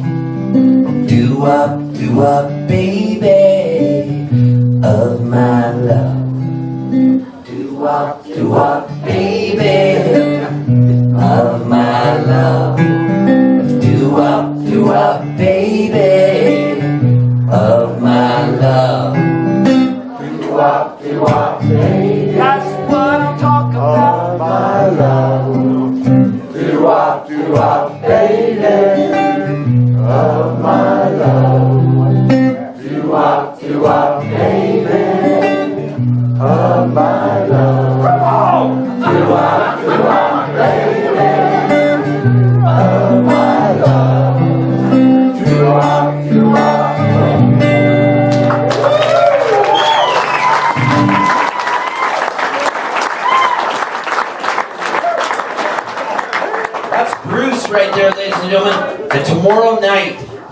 has me playing a show at his house in Gilbert, Arizona. What's the address? What's the address? Okay, stand up, Bruce. In case any of you want to come to a house concert and have never been to one, Bruce will vet you and see if you seem like a nice person. That's Bruce. You're out to Harley. He's a nice guy. And so he's having me play at his house, and then I fly to San Diego Tuesday. You guys have been so cool to play for tonight.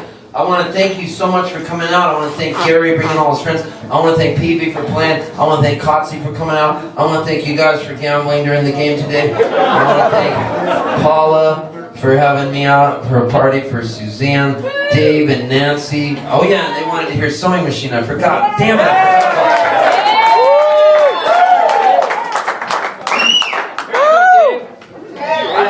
I have it ready for you. I have it on my phone ready for you. Let's hope that this doesn't pop too bad when I stick it in. Cover your ears. This might pop real quick. I'm going to do it though.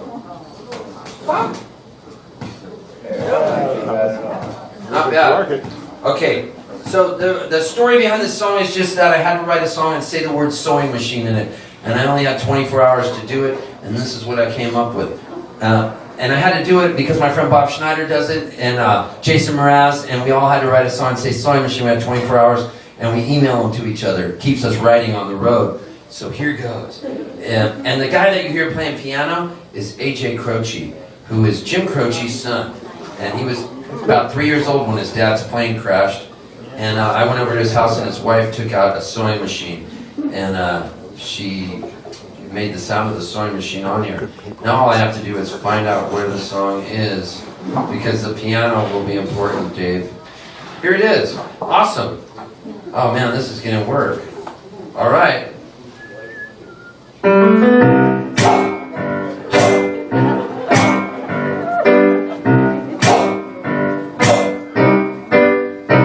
Well, he lives in a hole in a tree. He's much, much smaller than me. He lures the children up for spider tea. He's buzzy as a bumblebee. Well, his fingernails have all turned black. His nose is like an old smokestack. Steam leaves his ears, and when the smoke clears, you'll see that you can't go back. Well, he says his name is Jack Beeble. His voice is as screechy as a weasel. He'll sew you up to the wall in a long dark hall. He's got a bunch of kids sewn to an easel. At least 100 kids sewn to an easel. Come on. Sewing machine. He sews the kids together, and his teeth are green. You can't scratch an edge. Your eye can barely twitch. He's a lean old man with a sewing machine.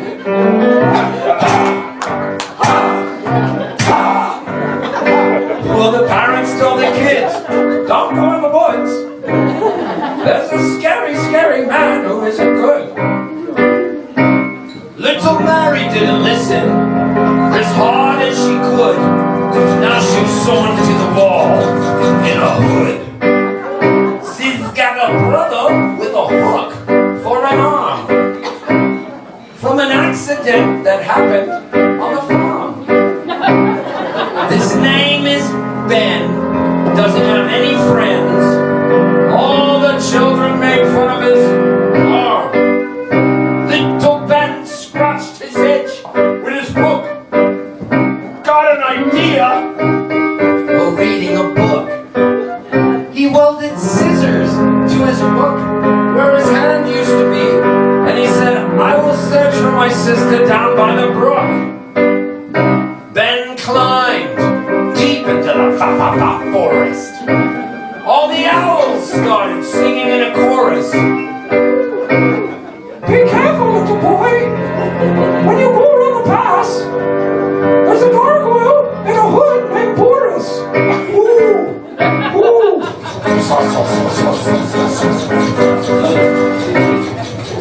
Sews the kids together, and his teeth are green. You can't scratch an itch, your eye can barely twitch. He's a mean old man with a sewing machine.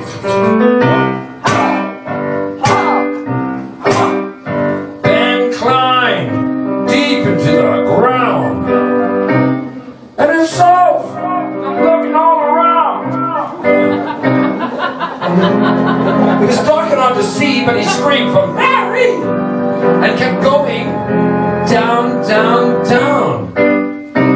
When he got to the bottom of the cave, he felt like he was in a big grave. There were kids sewn to the walls, down all the halls that he knew he had to save. He cut the children down just like he was a crook, using the scissors at the end of his hook. As the kids broke free, they were screaming with glee, saying, Ben, you are the man! Jack Beeble was as angry as a snake, and he jumped out of a big black cake. He grabbed Ben by his coat, put his hands around his throat, his evil body started to shake. Jack Beeble fell to the ground, and his tears fell all around. As the kids broke free, they were screaming with glee, and he said, nobody ever talks to me in this town. Jack Beeble sits alone in his cell, but when they ring the jailhouse bell, little Ben goes to see it, even though they'll never free them. Making friends, mending clothes from his cell. He makes amends, mending clothes from his cell. Sewing machine. He sews clothes for the kids, and his teeth are green. You can't scratch an itch, your eye can barely twitch. He's a lonely old man with a sewing machine. He's making new friends with a sewing machine.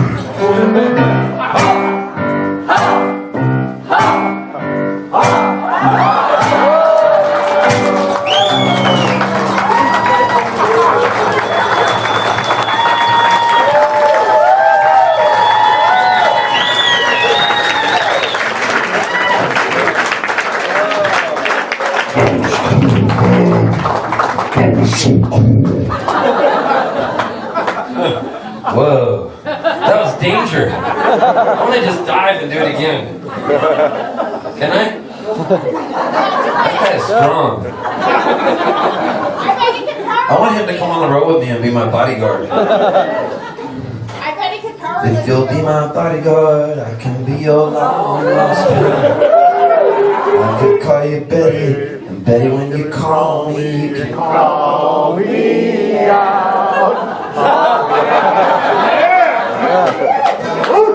One of them, you know.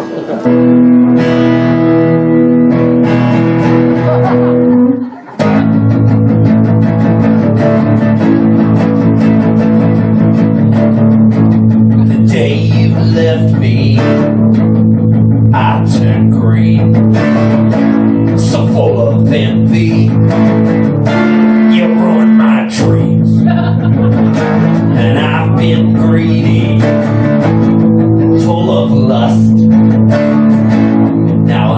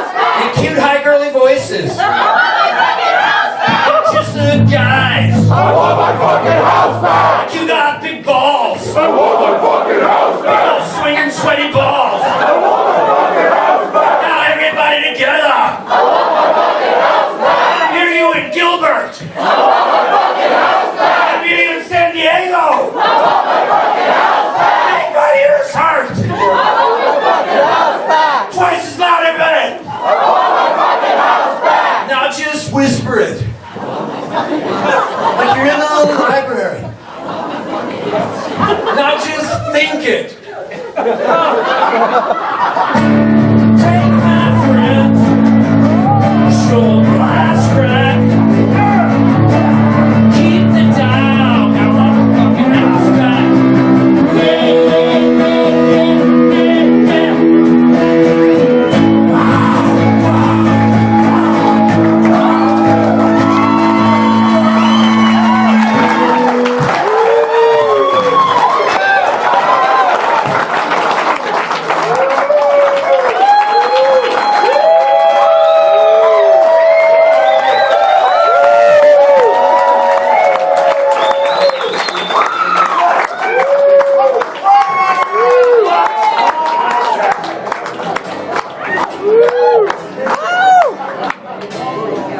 Thank you so much, everybody, for coming out tonight. What a time I've had. Thank you. I only got this much merch left. I have 2 vinyl records left. What do you want? And I have Dream House. This is a double record on vinyl. I recorded it in Australia. When the promoter said to me, I said to him, what was the first year I came to Australia? And he said, oh, I reckon it was about 1999. So I recorded this and I named it 1999. N-O-I-N-E-E-N, N-O-I-N-Y-N-O-I-N. This is Dream House. I also have those on CD. I only got a few CDs left. I got one left shoe. I got the Rug Burns Taking the World by Donkey. I got Dream House on CD. I have this many DVDs left of a rare show back when I used to drink and I was totally hammered on tequila in Australia. That's the one we have. There's only a few of these DVDs left. I got these, and I got a children's record called The Barn. I play Dusty the Dirt Bike. It's got all kids' songs, no F words. It doesn't have Sewing Machine because it scares the shit out of kids. I got this uber rare collector's item called Steve Poltz Conversations over a Cerveza. It's a collector's thing where I do a version of this song called You Were Meant For Me that I wrote with Drew.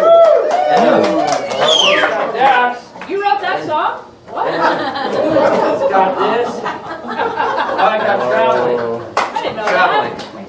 that. So, me and Jewel, we wrote this song together in Mexico. And she's a really nice girl, Jewel, and we had fallen in love. She was working at Jabba Joe's in San Diego. And Jabba Joe's was originally in Poway. And so Jewel was working there and I came in and I had a sore throat. And I saw her and she looked so cute. And I said, hey, my voice sounded like this because I've been on the road with the Rug Burns. And I go, hey, how's it going? My name's Steve Poltz. She goes, hi, I'm Jewel. But her voice sounded better than that. She didn't sound like a transvestite. She didn't go, oh, I'm Jewel. So she goes, hi, I'm Jewel. And then she said, I write songs too. And she had these poems. So we went and made stained glass together. Because that's what she did. She was living in her Volkswagen van. Then we fell in love. She moved in with me at the beach. We even hosted the MTV Music Awards from my living room at the beach. And that apartment's being torn down at the end of this month, where I've lived 24 years. And if you're in San Diego, man, I'm playing a show there that nobody knows about in my old apartment complex. We're getting a sound system. It's free. If you can find it in La Jolla, good on ya. And I lived there with Jewel, and I lived there with Anya Marine, and another singer-songwriter. I was in love with both of them. They're really cool girls.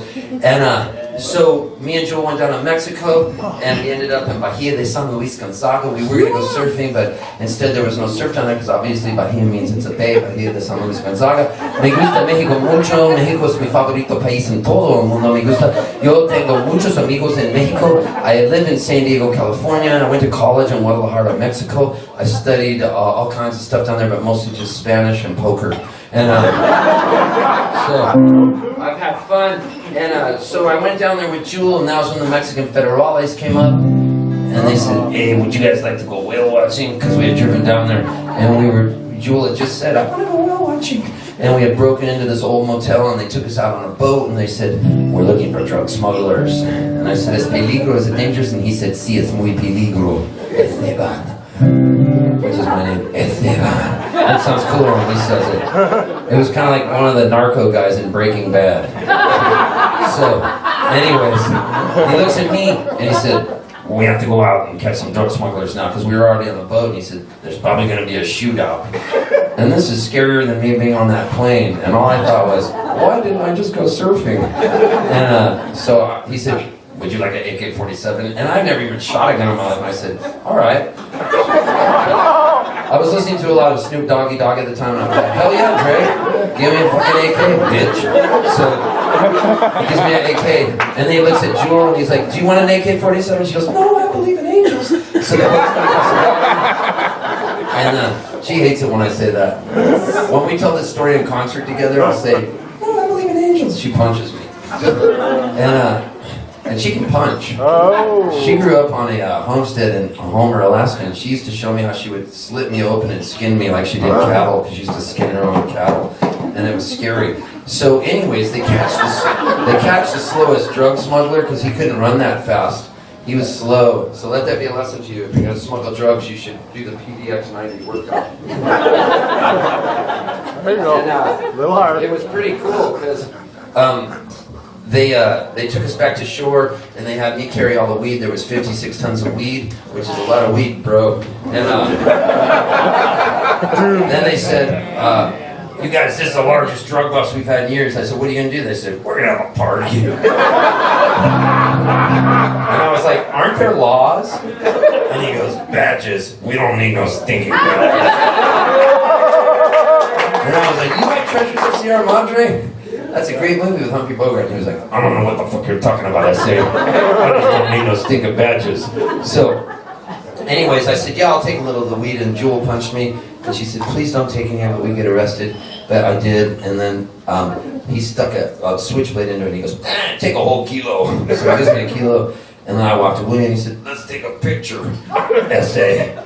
He kept calling me Essay. And I was like, why are you calling me written report, dude? So then I had the whole kilo. And I go walking away. And he goes, let's take a picture. So we took pictures. And the pictures ended up in High Times magazine. My mom was so proud. That's like my mom's biggest achievement, was her son was in High Times magazine. So, anyways, I gave it to a woman who was cooking spaghetti, and she poured it in spaghetti sauce, as the legend goes. Yeah, yeah.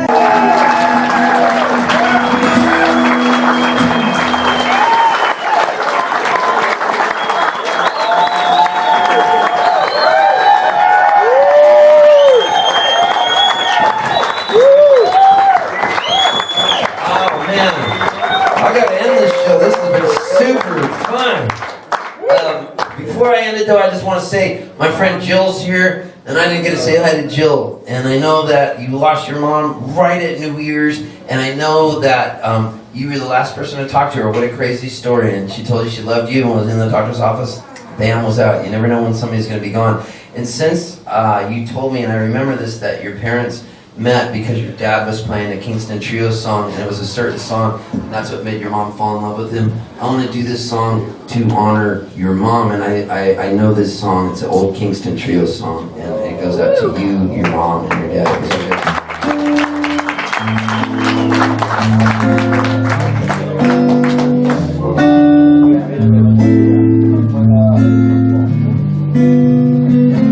Scotch and soda under your eye. Baby, do I feel high on me, on mine? Do I feel high?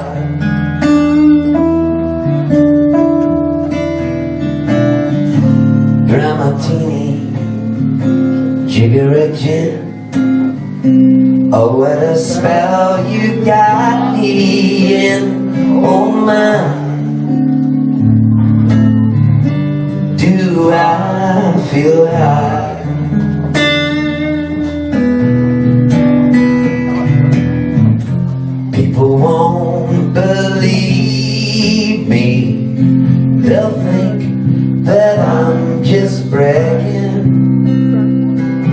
that I could feel the way I do and still be on the wagon. All I need is one of your smiles, sunshine of your eye on me, on mine. Little louder, boys. Do I feel higher than a kite can fly? Come on. You're loving, baby. I feel high.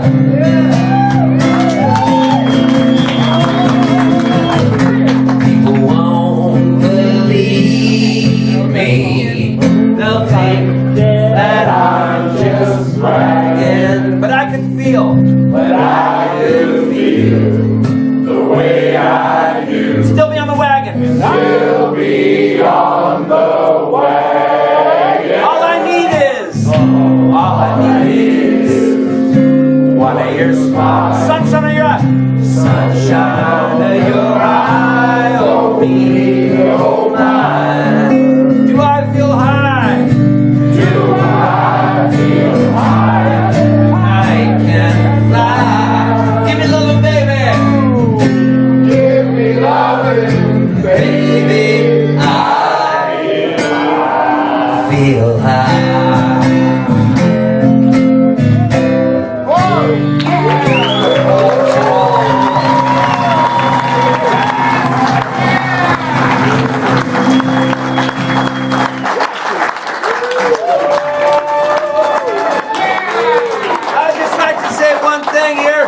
Before this night ends, I would like to say one thing. Do you have a pick on you, anybody?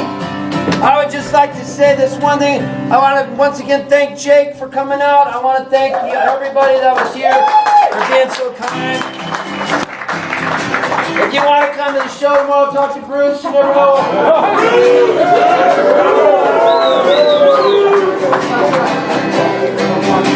I would just like to say though, when I was a little kid, I went to Catholic school, and one day I was crossing the street, and a fly landed on my head.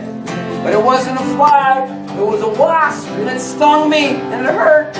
And all the girls in the crosswalk that were not yet Girl Scouts, they were called brownies, they laughed at me. And I'll never forget, the nuns took me into the convent. And when they did, I woke up. They gave me some Benadryl because I had an allergic reaction, and my mom was standing over me. And she kissed me on the head, my mom did. And she said, Stephen, I want you to know one thing. She said, I love you. And then she said, I'm in it for the long haul. I'm with you till the end. I'm in it for the long haul. You'll always be my friend. Many, many, many years later, I went away to college. I went to the University of San Diego. I studied political science and Spanish. So I knew I wouldn't have a job, but at least I'd know why.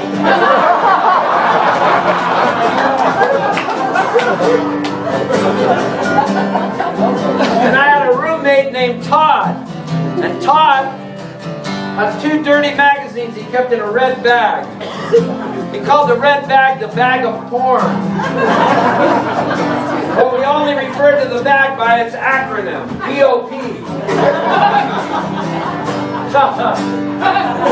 I will never forget the name of the 2 magazines in the BOP. I don't want to say them, but they have alliteration in their titles. Why do porno magazines always have alliteration? Okay, I'll say them: Slick Slots and Prison Pussy. So Todd was going out on a date one night, and he said, dude, I'm going to bring a girl home, bro. And I don't want her to think I'm a perv. So I'm going to put the BOP underneath your bed. And I said, I don't want the BOP underneath my bed. What if my lungs collapse? My parents will have to come down. They might think Slick Slots and Prison Pussy are mine. sure enough, he put the BOP under my bed. That night, my lungs collapsed. I was rushed to the hospital. They stuck a chest tube in because it's called a spontaneous pneumothorax. And the doctor said, "You've had 15 spontaneous pneumothoraxes, bro." That's how everybody talks in San Diego. And I said, "Well, what does that mean?" He said, "Dude, it's going to be totally gnarly. We have to do what's called a thoracotomy. We'll scrape up the inside of your rib cage so your lung never collapses again. But you should have your parents come down." And my parents came down and they brought the Catholic priest, who was actually a Monsignor Nolan. And my roommate Todd was there. And my mom said to me, "You're going to be in the hospital for 2 weeks. We don't want to leave, so we're going to stay in your room." The drugs were kicking in for the surgery. And my mom all of a sudden looked like Todd. Oh no. So before I went under for surgery, the last words I said to my mom, thinking she was Todd, was, "BOP, Mama Todd." And I remember my mom going, "BOP, Mama Todd?" And I was out. Next thing I know, I woke up in intensive care. I had tubes coming out of my lungs, tubes coming out of my nose, tubes coming out of there where I go pee. It was crazy. I woke up and Monsignor Nolan was there. My mom, my dad, and my roommate Todd. And the first words out of my mouth were, "BOP." And Monsignor Nolan goes, "You have to, Stephen, do you have to pee? Is that what it is?" And then I looked at my mom and I said, "Back and forth."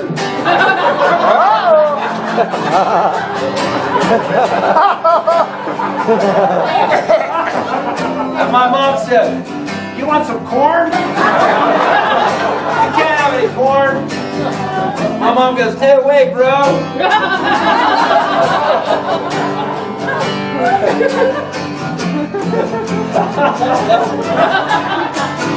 Finally, it was like I became the exorcist. I looked right at the priest and my mom and dad and my roommate Todd, and I said, Get the fucking devil Sex, sluts, prison, pussy, Monsignor.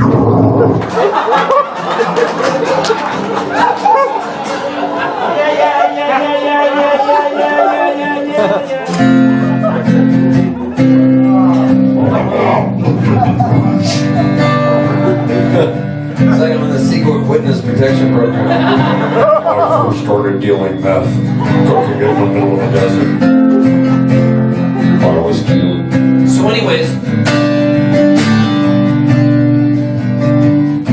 my mom looks at me and she says, "It's okay, Steve." And my dad leaned down and he said, "We still love you." besides that, Slick Socks was a pretty good magazine. Your mom liked prison pussy.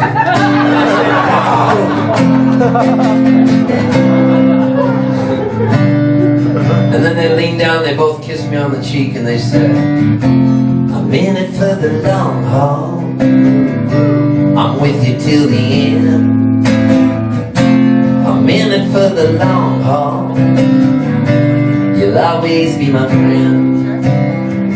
Now as I stand here tonight and I sing this song, I can only think about love, love, love, love, and how good it feels to love deep down in your heart. And all the friends I've met over the years being a wandering troubadour, like the lesbians I played for last night. I love lesbians. They both kissed me on the cheek. It was so nice. They were so full of love. But I've never loved anything like I loved my dog when I was a kid. Man, I love that dog. His name was Bojo. One day I was playing catch with my best friend Moki. We were pretending we were on the Los Angeles Dodgers, and I threw the ball that went over his head. And he ran out in the middle of the road to get it. And a Cadillac was coming down the road, 50 miles an hour. I'll never forget the sound of the tires skidding as it hit my dog. I picked him up and Bojo's blood was all over me. He was still half alive and he snapped at me like he didn't even know me. We rushed him to the veterinarian and I said, "Please God, please fix Bojo." And the veterinarian said to me, "Steve Poltz, I'll do the best I can." and I went in the corner and I said a prayer. My mom was watching me. I said, please God, if you let Bojo live, I promise I'll quit drinking the altar wine when I'm an altar. I'll ring the bells at communion time on time, I promise. I'll go to confession. And one day, I'll play the rhythm room in 2013. And I'll tell everybody about what I said. It's going to be a great year, because that's going to be the year Jake Peavy wins 22 games for the Chicago White Sox. He's going to have a perfect injury-free year. He's going to be so healthy. That's going to be the year Mark Kotsay hits 340 and leads the league in doubles. Gets a Golden Glove. And my mom looked at me and she says, what are you talking about? Who's Jake Peavy? It was only like 1972, right? And I looked at my mom and I said, I'm time traveling, Mom. I've seen the future. I've become unstuck in time like Billy Pilgrim from the book Slaughterhouse-Five by Kurt Vonnegut, Mom. And my mom looked at me and she said, you're a special kid, aren't you? And you know what I said to my mom? I said, this is good weed, man. I was only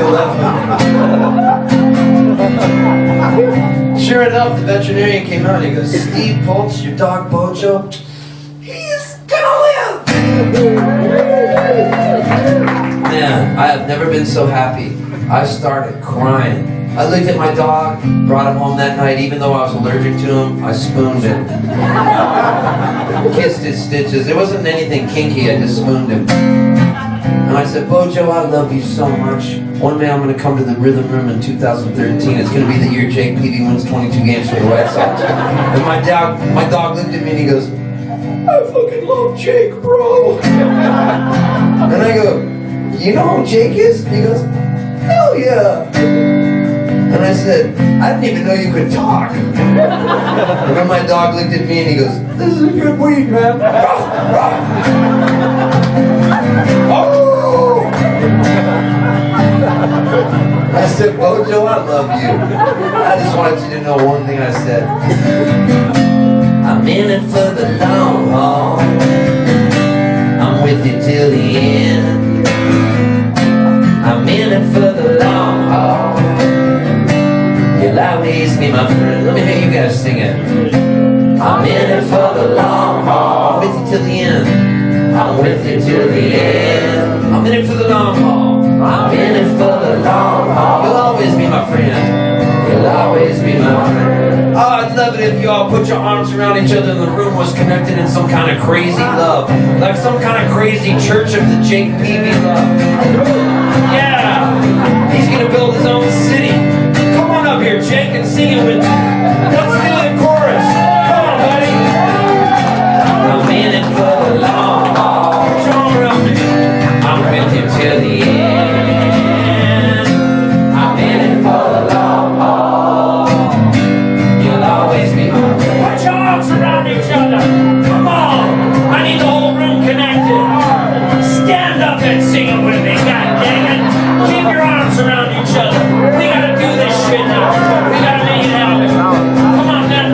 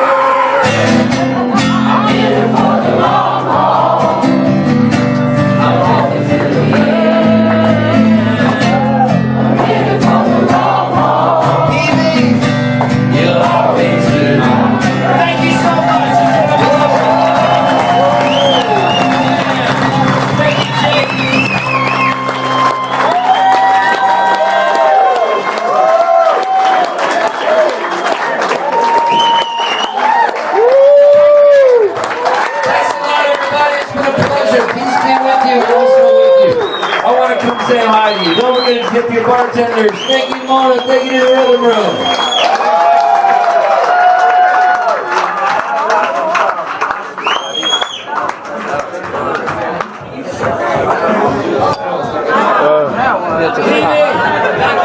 Good show.